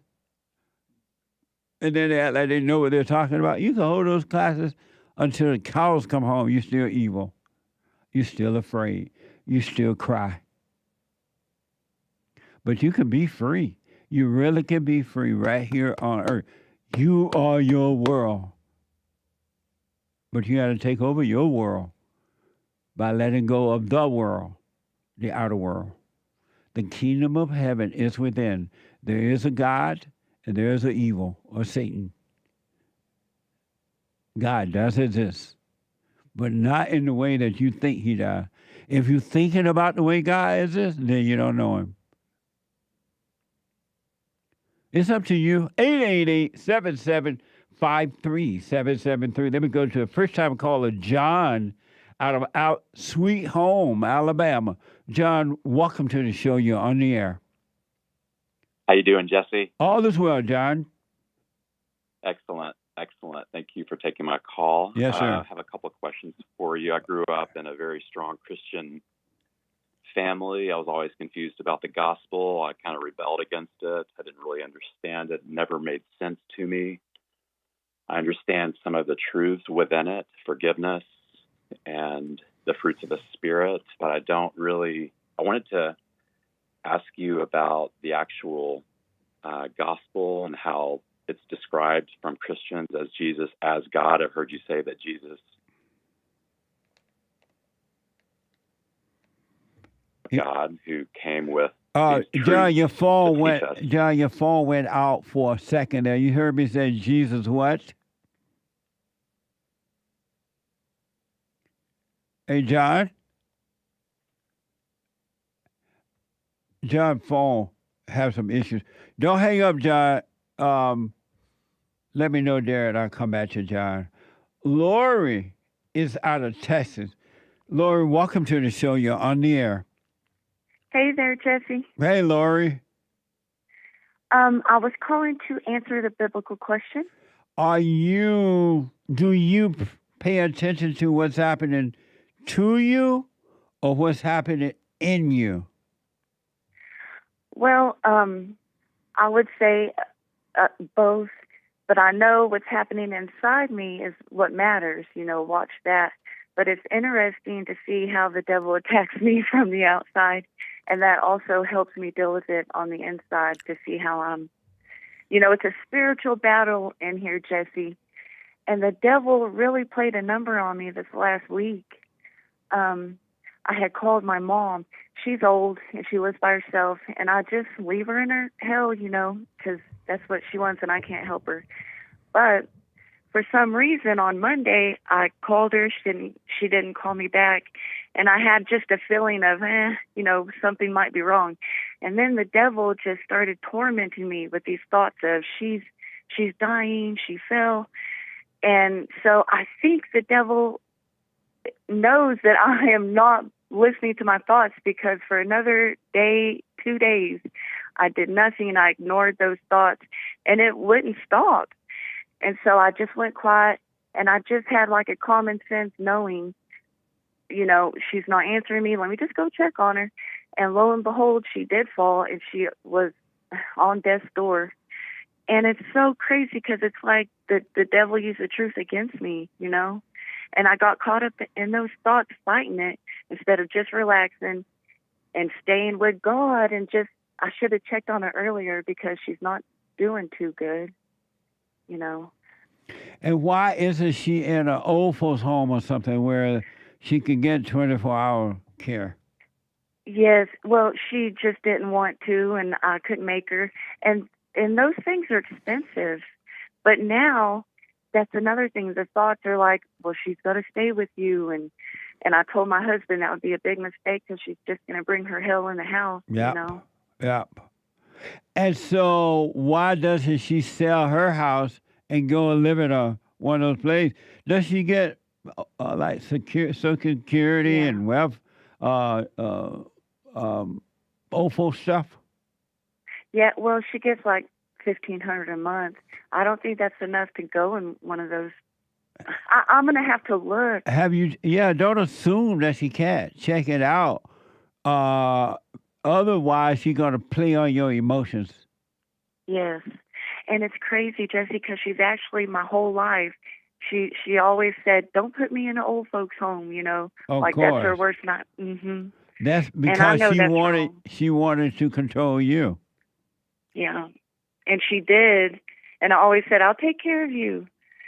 So, but I know it's right. But the devil's just making me feel, putting the image of her laying there and, all that stuff in my head. And how long will you listen to the devil? I know. I want to stop right now. It's that I feel like I'm just along for the ride, I just need God to take over. But you won't let him by believing thoughts. Yes. Stop believing thoughts and he will take over. Yes. I keep drinking that poison. I know. Are you doing the silent prayer every morning, every night? Yes. Yes, and it was really peaceful, and I was feeling great. And then now it's just thought, attacks. So just watch them and do nothing about it, and you'll be fine. Just watch them. You can feel, if you get caught up one, you feel fear or whatever, let yourself feel fear. Don't call it you, and you'll see, you'll be fine. Yes. I'm not going to give up. Right on. Thank you for responding to the biblical question. I'll put my little 2 cents in on Sunday. Thank you. Thank you, Jesse. Have a good one. You too now. Amazing. Let me try John again from Sweet Home, Alabama. Hey, John, let's try it again. Okay, Jesse, thank you so much. It's clear. Go ahead. I just would like to have you explain a little more clearly to me your perspective or your belief in the gospel, because I grew up trying to understand how Jesus was God and never really could reconcile that in my brain. And what do you believe now? What do you see now?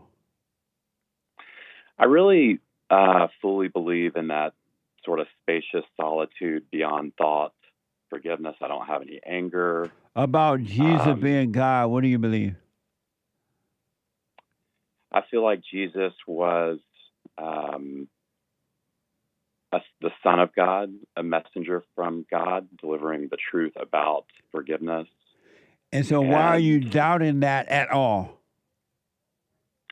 I think it's a conditioning that I have growing up in a Southern Christian family. It's surrounded by Christians. And it's this sort of ongoing doubt. There's some dissonance I have with my family based on that confusion. Meaning what? Meaning when I'm around my family and if the topic of the gospel comes up, it always goes back to Jesus is God. If you don't believe in him, then you'll burn in hell. You know, the whole sort of Southern conditioning gospel story. How old are you? And I'm 52. 52. And do you argue with them about it when you're around them? No, not anymore. Not anymore. And so when you go around them, does that subject just naturally come up, or how is that? It comes up sometimes, yes.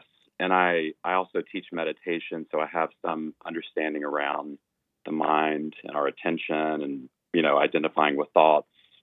But you don't want to meditate. You want to observe. You want to make sure you have nothing to do with you. Mm-hmm. So you want to observe, not meditate. Okay. Mm-hmm. And I just wanted to kind of hear you explain your understanding around who Jesus is or what his purpose was. He is just, as you said, he is the Son of God, and he came to make a sacrifice so that we could be free from eternal death. We can be free from sin and destruction. Can you describe the sacrifice that he made to me? Meaning what? Can you describe a little bit deeper about the sacrifice? I understand that he died on the cross for our sins, to cover all of our sins so we can have the connection with God. It feels like more of an external thing that I have grown up with. Uh-huh. And I don't know that I fully embodied it. I don't know if I fully understand the sacrifice part.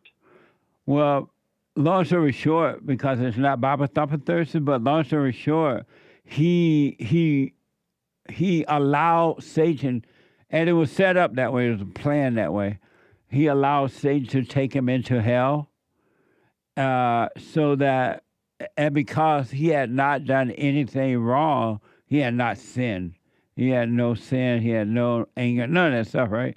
And Satan took him into hell, and Satan had no right to take him in because he had not done anything wrong like the rest of the human, all of us. We had sin, so Satan owned human beings because of the sin. And Christ came so that Satan can take him into hell. And then that way he were able to make the sacrifice. He brought us back by Satan taking him into hell. And so he suffered our sin. He paid the price for us. And now we're owned by God and not by Satan. Mm-hmm. Do you feel like Jesus was separate than other men, or were all Son of God similar, but he had some gift to be able to bring to us in order for us to understand it better? Repeat that. What is the difference between Jesus and other? Was he also? You're saying we're all sons of God? Yes. Just like Jesus. We're all sons of God because our sins have been forgiven, and we're just, and because we have not admitted that we are wrong for playing God. Anyone that has anger, anyone that's in their imagination play God. They think they know right from wrong. They think that they're in charge of everything. They think for themselves. They think they're the one. They're playing God, right? And until you admit you're wrong for that, you're never going to be able to return back home to the Father, But we're all sons and the women are daughters of God. It's just that they can't return until they stop playing God. I feel like I understand that. I'm trying to understand the difference between what made Jesus unique. He was he was the Son of God, and he had not sinned. Mm-hmm. But we're also the Son of God, but we have sinned. Yes. So we're different than him in that way. The sin that we are committed now is playing God. Mm-hmm. It's not the vices are not the sin, it's the heart. And in the heart, you think that you are God. You think you know what you want. You think that you know good from evil. You think you know God. You think this, you think that. And that's where the problem is. Mm-hmm.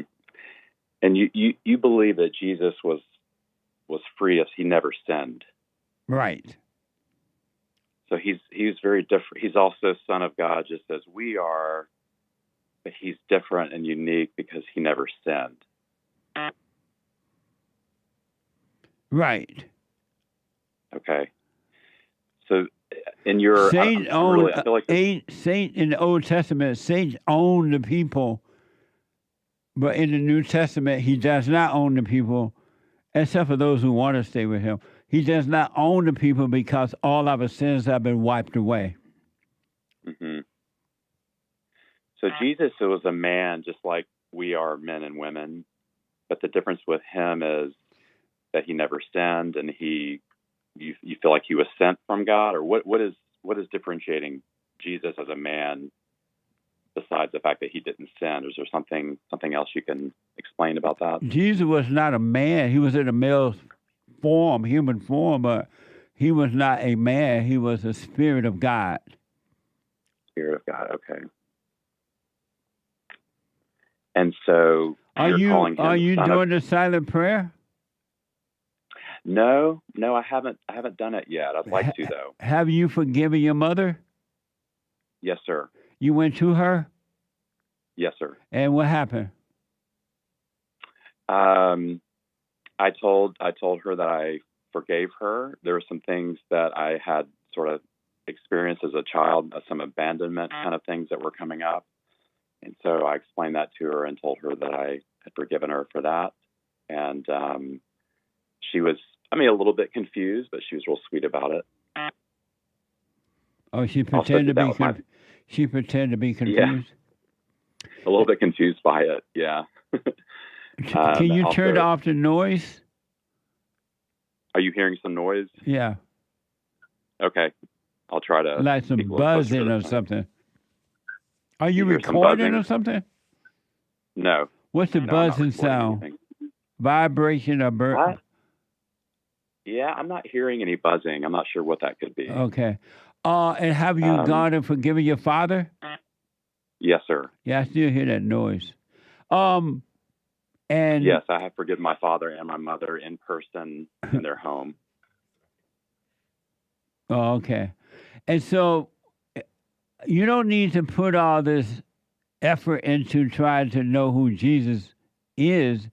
If you've gone and forgiven and you just watch what's happening with you, then you would know Jesus and you would know God.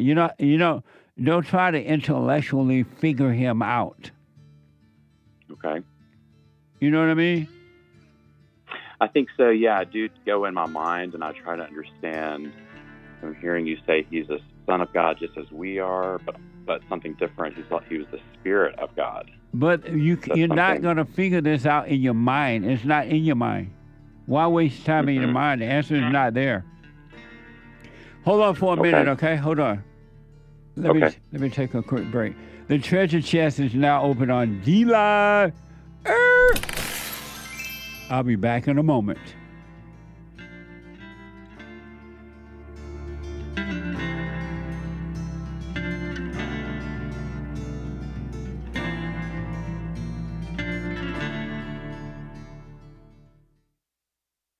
Now, I totally disagree with the way things are going, but you can't be angry because that's what the enemy wants. He wants to control you. They do things to make you mad so they can control you. It's like being married. And the wife would do things to make you mad, or she'll do things to make you feel good. And men do that to women too when they want something from the woman, especially sex.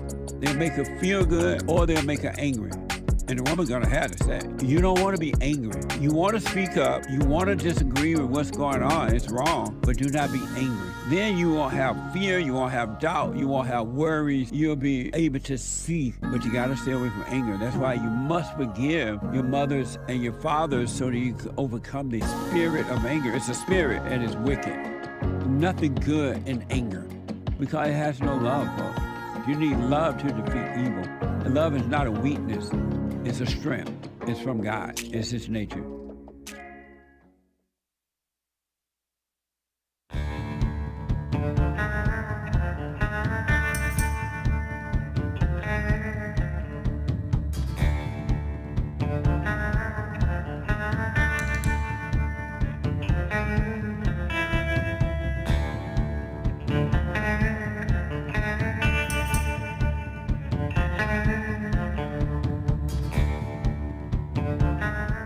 Okay, welcome back. 888-77-53-773.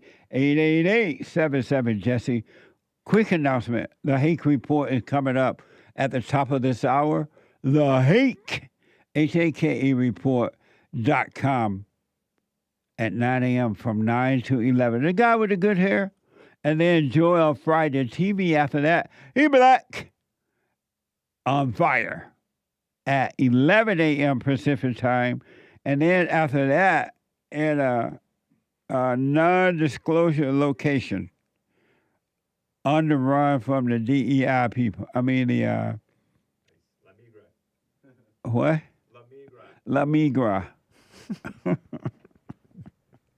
The anchor baby at 12 noon. He's not going to be lost out today. You're going to see him.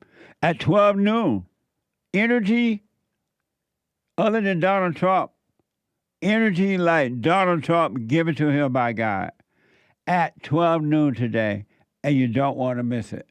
All right, 12 noon today. Amazing stuff. I want to go back. We're going to get to your super chats and all that.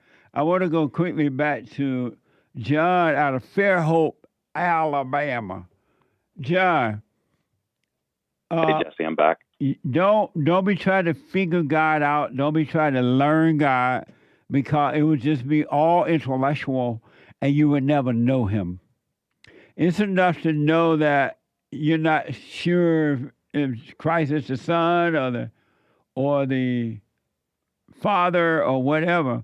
Just knowing that, but don't try to intellectually figure it out. You would never, ever, ever, never figure out God. If you want to know God, you got to not think about God. Okay. Why don't you stop thinking about him? Just be more silent around that. Why don't you stop thinking about him? Okay. Why? That was a question. Oh, it's a question. I can do that. Just stop thinking about him and just be more quiet around that intellectual part, I think is what I hear you say. Yeah, just watch the thoughts. Don't call them you, because anything that you're going to think about God is not true. Anything that you're going to think about Christ is not true. Mm-hmm. Mm-hmm.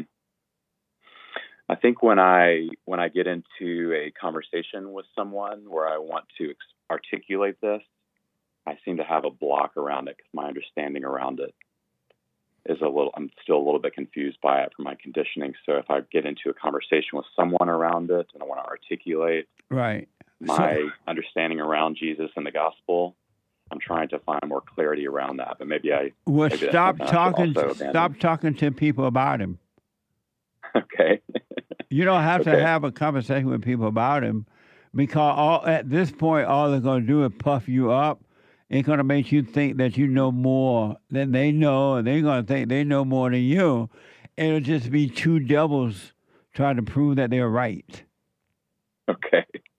I like that. Okay. You at this point, don't talk about God to people or Jesus. Don't argue about him. You just quietly work on you overcoming the fallen state. Mm-hmm. Mm-hmm. Okay. You don't need to talk to people about him. I like that. Okay. And I suggest that you do the silent prayer. And in doing it, you just watch the thoughts. And if you get caught up in your thoughts, watch the feelings that come, but don't call it you so you can die from the ego, the false self. Mm-hmm. Mm-hmm. Okay. Thank you very much. I do have one other question for you. Mm-hmm. Is you made a couple points for a couple of the shows where you've told people not to tell your partner if you've had an affair.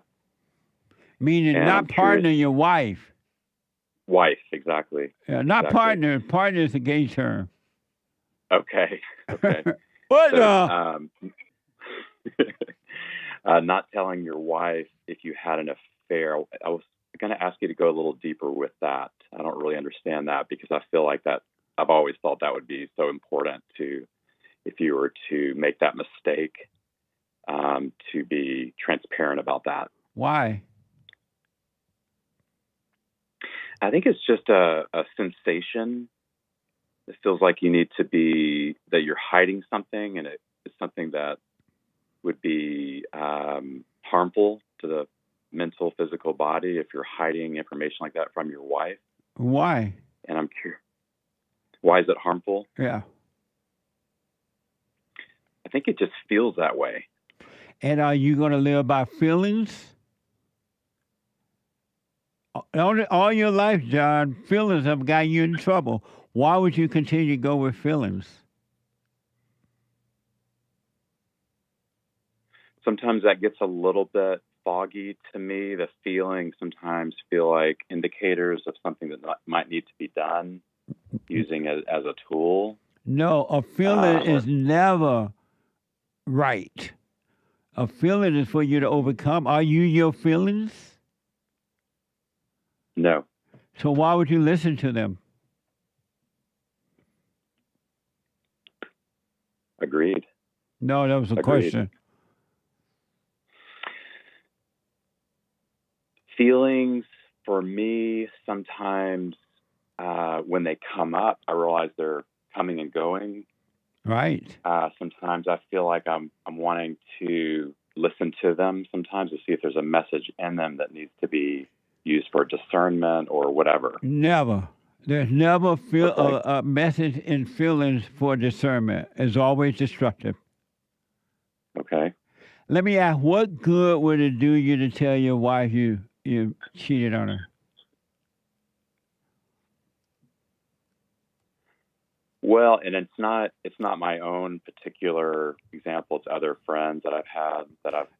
No, I asked, what good would it do you to tell your wife you cheated on her? Not that you cheated, but I'm saying if a man should cheat, what good would it do him to tell the wife? Well, my brain tells me that it would get it all out there so that it could be figured out. It could be forgiven. It could be dissolved. Women don't forgive that. Women don't forgive. What the? Mm-hmm. Mm-hmm. God said to come to him with our trouble. Don't go to another person because they're going to judge you. And if you tell your wife, she's just going to judge you. And if she should stay with you, she's going to control you. She's going to make you walk on eggshells. She's going to make you have to call her every day from work and all day long. She's going to control you with it. She's not going to forgive you for it. Mm-hmm. What you should do is just don't do it anymore, but do not tell her. And that ideal of telling women came from women. That didn't come from men. In the good old days when boys were boys and men were men, if a man should cheat, He didn't. He just stopped doing it. He didn't tell his wife Mm-hmm. or anyone really, but he would just stop doing it. Mm-hmm. So you just realize it's wrong. Yeah. Stop doing it. And let it go. understand why you did it, so you don't do it anymore. Understand it will bring that, and just don't do it anymore. But if you tell your wife or even anyone else, they will try to destroy you with it. Mm-hmm. Women came up with this idea that a man should, you should tell me when you cheat. You're not being fair. You're not doing this. You're not being. Those rules made up by women are evil, and they do it to control you. Mm-hmm. Okay. Well, that makes sense. I think that as long as the act is stopped, right? Then You that's understand. enough. You understand why you did it, and stop doing it, and go on with your life. But if you tell your wife, it ain't gonna work. The marriage is. If you stay with it, the marriage gonna be hell. Mm-hmm. Well, most of the time you end up breaking up anyway, but you're not going to have any more peace as long as you're with her, because she's going to drag you down into hell for her own thrill. Mm-hmm. Let's say that someone did cheat on their wife. They didn't tell her, but they have this sort of guilt wafting around in their chest and their heart and their mind. There's this sort of heaviness about them. How do you navigate through that? Tell them to realize that why they did it. They listen to the ego, the imagination, and drop the thoughts about it, and don't do it anymore. Because if they think about it, if they judge themselves or have this false feeling of being guilty, they're gonna end up doing it again. But if they drop it without judgment, they would never do it again. There is no self there to feel guilty.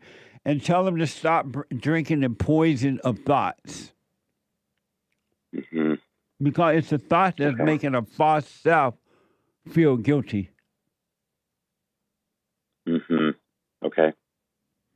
John, call me again because of time. I got to run. Will you call me again? Yes, sir. I sure will. Thank you so much. I really appreciate your time. All right, but come out of your come out of thoughts, John, and stay present, and God will answer all of your questions. Okay. Thank you so much, Jesse. Really love you. Appreciate it. You're welcome. And stop thinking about God. Okay. Because as long as you think about He and Christ, all you have are thoughts. You just have ideas, and it has nothing to do with God. It's all from hell. So your recommendation is just stay present. Yes, sir. That's where all the answers, that's where God is, that's where Christ is, that's where the kingdom of heaven is, that's where everything is present. Come into the presence of God. Okay. All right? Wonderful. Thank you so much. You're welcome, buddy. Oh, amazing. Okay. Beautiful day. All right. Amazing. Ciao. Bye. Let me go to Sarah. Sylacauga, Alabama. I ain't never heard of Sylacauga. John, where is Sylacauga? About an hour south of Birmingham. Oh, that's amazing.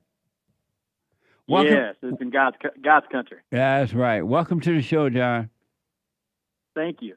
So I'm preparing for a court hearing for divorce. Wife asked for divorce, and I'm gonna have to answer the judge regarding the children. I've got 2 kids with her.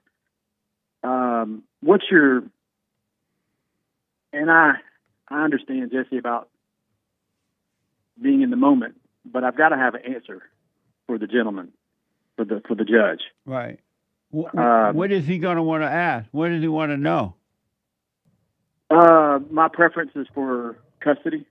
And what are your preferences? I don't have any. You don't have any? How old are the kids?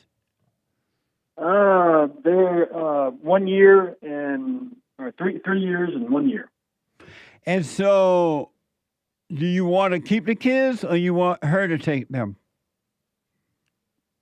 I don't want for anything. What do that mean? I don't trust my ego to make that decision. So you, it's out of my area, Jesse. I don't know what I know what God's word says about a family and God's order, but it's broken. I don't know what the best outcome for the kids will be. I don't know if separating the babies right and doing 50-50, cutting the baby in half. Part of me says, don't let the government or the court tell you when you can be a father and when you can't. But that may be ego too. Yeah. Why are you going to court? Because my wife she's asked for so many unreasonable things that her own attorney won't even let her settle out of court. Oh. And so the court here, the date, the court is already, there's a hearing and they're working through the weather to set a date. Oh, okay. And so at this point, you don't know if you want to keep your children to be with you or not. I'm asking you, if you don't mind, not to hold you to it. I'm not asking you to be God. I'm just from you've talked. This is new to me. I don't know, and I'm not trying to think about the future, Jesse, but I don't know. Bible says in the presence of many counselors, plans will not go astray. So I'm trying to talk to gentlemen like yourself, and consider what the right thing. I can go in there and be in the present, be out of my ego, and just totally defer to what the court will say. If the court says, well, Mr. Key, you don't have a preference, generally the law in Alabama gives 50-50. Well, then, now I've got a situation where, the kids are not in my house 100% of the time. How do you have two heads of household? She wants to be head of her household. I want to be my head of household, and the kids are going to be split. But I can take it day to day, but I'm trying to decide. You're trying to figure out if there's any way I would lean. And my question to you is, and if you don't feel comfortable answering on the air, I don't blame you. But I was going to ask you, what would you do? If you're sitting there, and your wife decided she want to transition from a woman and a wife, she wants to transition, be trans, be head of her own household, and she leaves, takes the kids, and she takes you to court, expects you to pay for them, and then the question comes up from the judge: what is your preference for custody? So your wife want to be a trans? Not physically, but spiritually, and with regard to her role, she wants to be head of her own house. Oh, but she doesn't want to be a trans. Not having surgery, but she wants to be the man of her own house, so to speak. Yes. But she doesn't, because you said she was trans, made me think that she wanted to be a trans. Well, there's people sexually who. I know, but all you saying, so that I can understand, all you're saying is that your wife doesn't no longer want to be married; she want to be just live her own life, right? As the head of her house, yes. Which, my understanding is that meaning that she doesn't want a husband, she just want to be by herself. As the head of her house, yes. What do you mean? Speak English. What do you mean by she want to no longer be married, just have her own life out there, right? Correct. Oh, okay. And so, did you say in Alabama, if there are children involved, the court's automatic 50-50 visitation? That is, yeah. Well, it's not automatic. They're going to ask me my preference. They're going to ask you if you want 50-50? Yes. And do you have a lawyer? No, sir. And why not? I speak for myself. Oh, and do you want 50-50? I don't want for anything. I just want to. I want to. No. Do you want to? Do you want to have 50-50 visitation with your children? I'm not going to drink the water, Mr. Peterson. I don't want for anything. I don't understand what that means.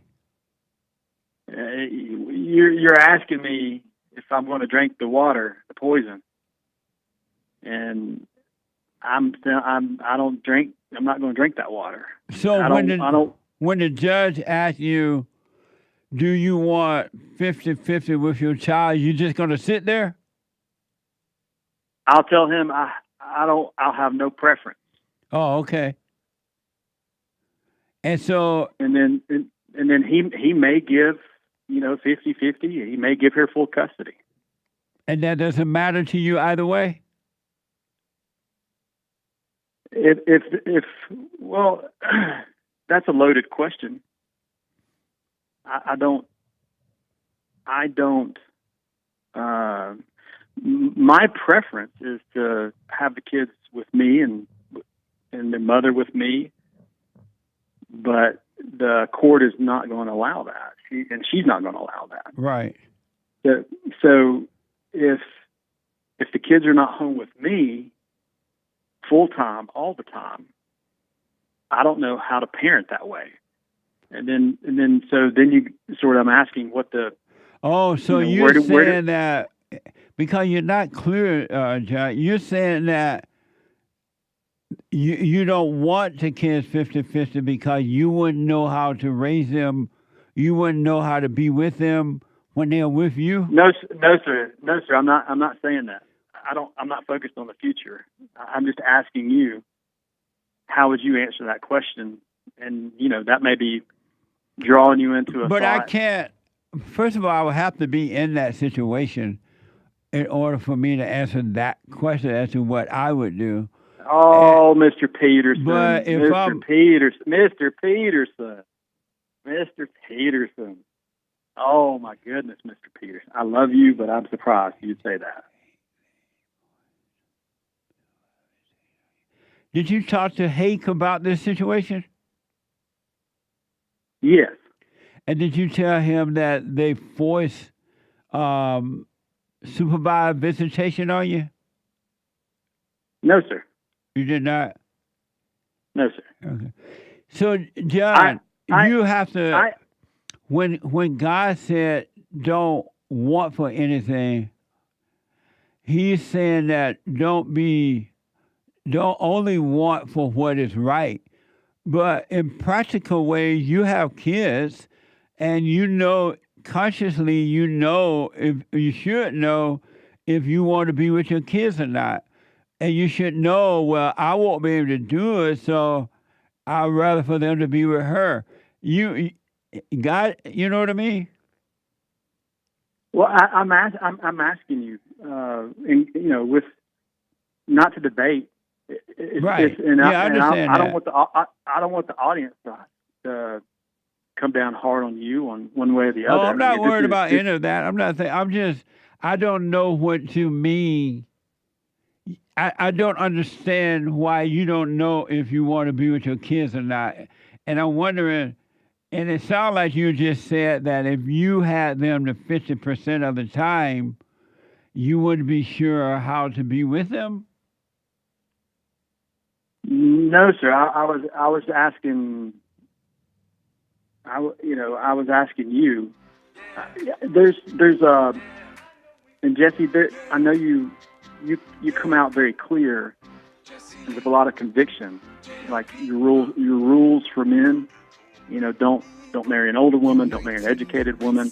Right. I mean, you would agree that them rounding up the arsonists and putting them in jail, I mean, that's good. I'm surprised. I'm surprised they did it. I'm happy for California. They actually put somebody in jail. Yeah. But I'm asking you here's a situation, and you may not be. When do you go to what do you know when you go to court yet? It hasn't been decided. They're working because of time. They're working through the. Yeah. Because of time, can you call me back on this tomorrow? Because we ended right now. The clock the computer going to turn us off, shut us down. Can you call me back on this tomorrow? Yes, sir. Yeah, call me back tomorrow, John. Thank you, sir. All right, buddy. I am Super Chat. Can we get Super Chat in? I think so. Okay, real fast. Sion says, "Hi, Jesse. Ain't nobody's business if I do. If I decide to take the notion and jump in the ocean, ain't nobody business if I do. Yeah." Thank you, Sion. Don't patronize. Hug, Jesse. Looking like old gray Uncle Tom. Miss you. Miss you too. Amazing. Thank you. Charlotte bought a coffee. Hey, Jesse, on the way out of the door, Joe Biden pardons his whole family and his dogs. How guilty and corrupt do you have to be to do something like that? I'm like, what the? I wonder if I would have pardoned my whole family if I was president. Me, you know, I had family members. But thank you. And he spanked 3 coffees. Hey, Jesse Haken team, can I hear Jesse sing Don't Let It Go to Your Head by Jean Carn. What? Don't Let It Go to Your Head by Jean Carn. I don't know what that is. I'll have to look it up. Sorry. Yeah, I got to look that up. It doesn't come to mind right now. But thank you. Tom bought a coffee. I hear a lot of the left complain that Trump is trying to intimidate and terrorize his political opposition by doing things such as releasing the January 6th protesters. I don't believe he's doing that. I think he's doing the right thing. Yeah, I do too. But does it make it hateful that I do hope they're intimidated and feel threatened? They had no problem making us feel that way. What do you think? I take no concern about what they do, right? If they will be that evil heart, let them be. Don't even think about it. Amazing. Thank you. Jamil bought a coffee. Hey, Jesse, I'm 19, been watching you recently. Was wondering how exactly do you seek the kingdom and its righteousness? By looking within. Look within. It's inside of you. Amazing. Thank you. Gabrielle. Coffee. Hi, all. Just wanted to thank you, Jesse, for the amazing church this past Sunday, especially the point you made about being manager boss at work if you got something wrong. I caught myself ignoring the female manager on purpose for her lack of communication with me on the job. What the? Trying to keep it pithy, I promise. Right on. Go and have that conversation, but don't be angry. Face it. Thank you. Cornerstone Media on Cash App. Welcome back, Mr. President. Amazing. Well, Daddy is home. Thank you. We'll read the rest of them later, guys. Gotta go. Thank you all. I appreciate it. The Hate Report coming up, and then Joy on Friday, and then the American Anchorman. I'm out of time. Thank you for your support. And to the callers tomorrow. Call me again. Bye, y'all. We have a counseling service, and I have to admit, thanks to God, it is the best counseling service on this side of heaven. I counsel with men and women, families, and individuals around the world. Most people are unhappy, they're miserable, they have rough lives, they're depressed, suicidal, young and old, of all races. I understand, I know why, and I do understand it. Because exactly what's happening in me is happening with everybody outside of me, inside of them. And I've noticed that with those who really, really, really want to understand, they overcome it just like that, out of one counseling session. If you need counseling, you can go to rebuildingaman.com or call 800-411-2663. 800-411-BOND. Best counseling service on this side of heaven. You know, I'm 32 years old now, and I've been clinically depressed since I was 17 years old. And ever since I started listening to you a couple of months ago, bro, I don't even need to hear the word depression. I don't even care about that because that's not anything that I identify with anymore. Nice. I'm 100% cured. I'm 100% better because I've been listening to the Jesse Lee Peterson show, and I can't even begin to tell you how much I appreciate you. And I just can't even, begin to tell you how much I really appreciate the things that you're doing for young men. Young men need to hear this, and young men need to know this message that you're delivering because it's important. it's vital to their lives, Jesse. I just wanted to let you know that, man. That's amazing. I mean, you made my day, man. When I hear one soul has returned to the Father, it's like 1,000. It's better than silver and gold. So God bless you, man.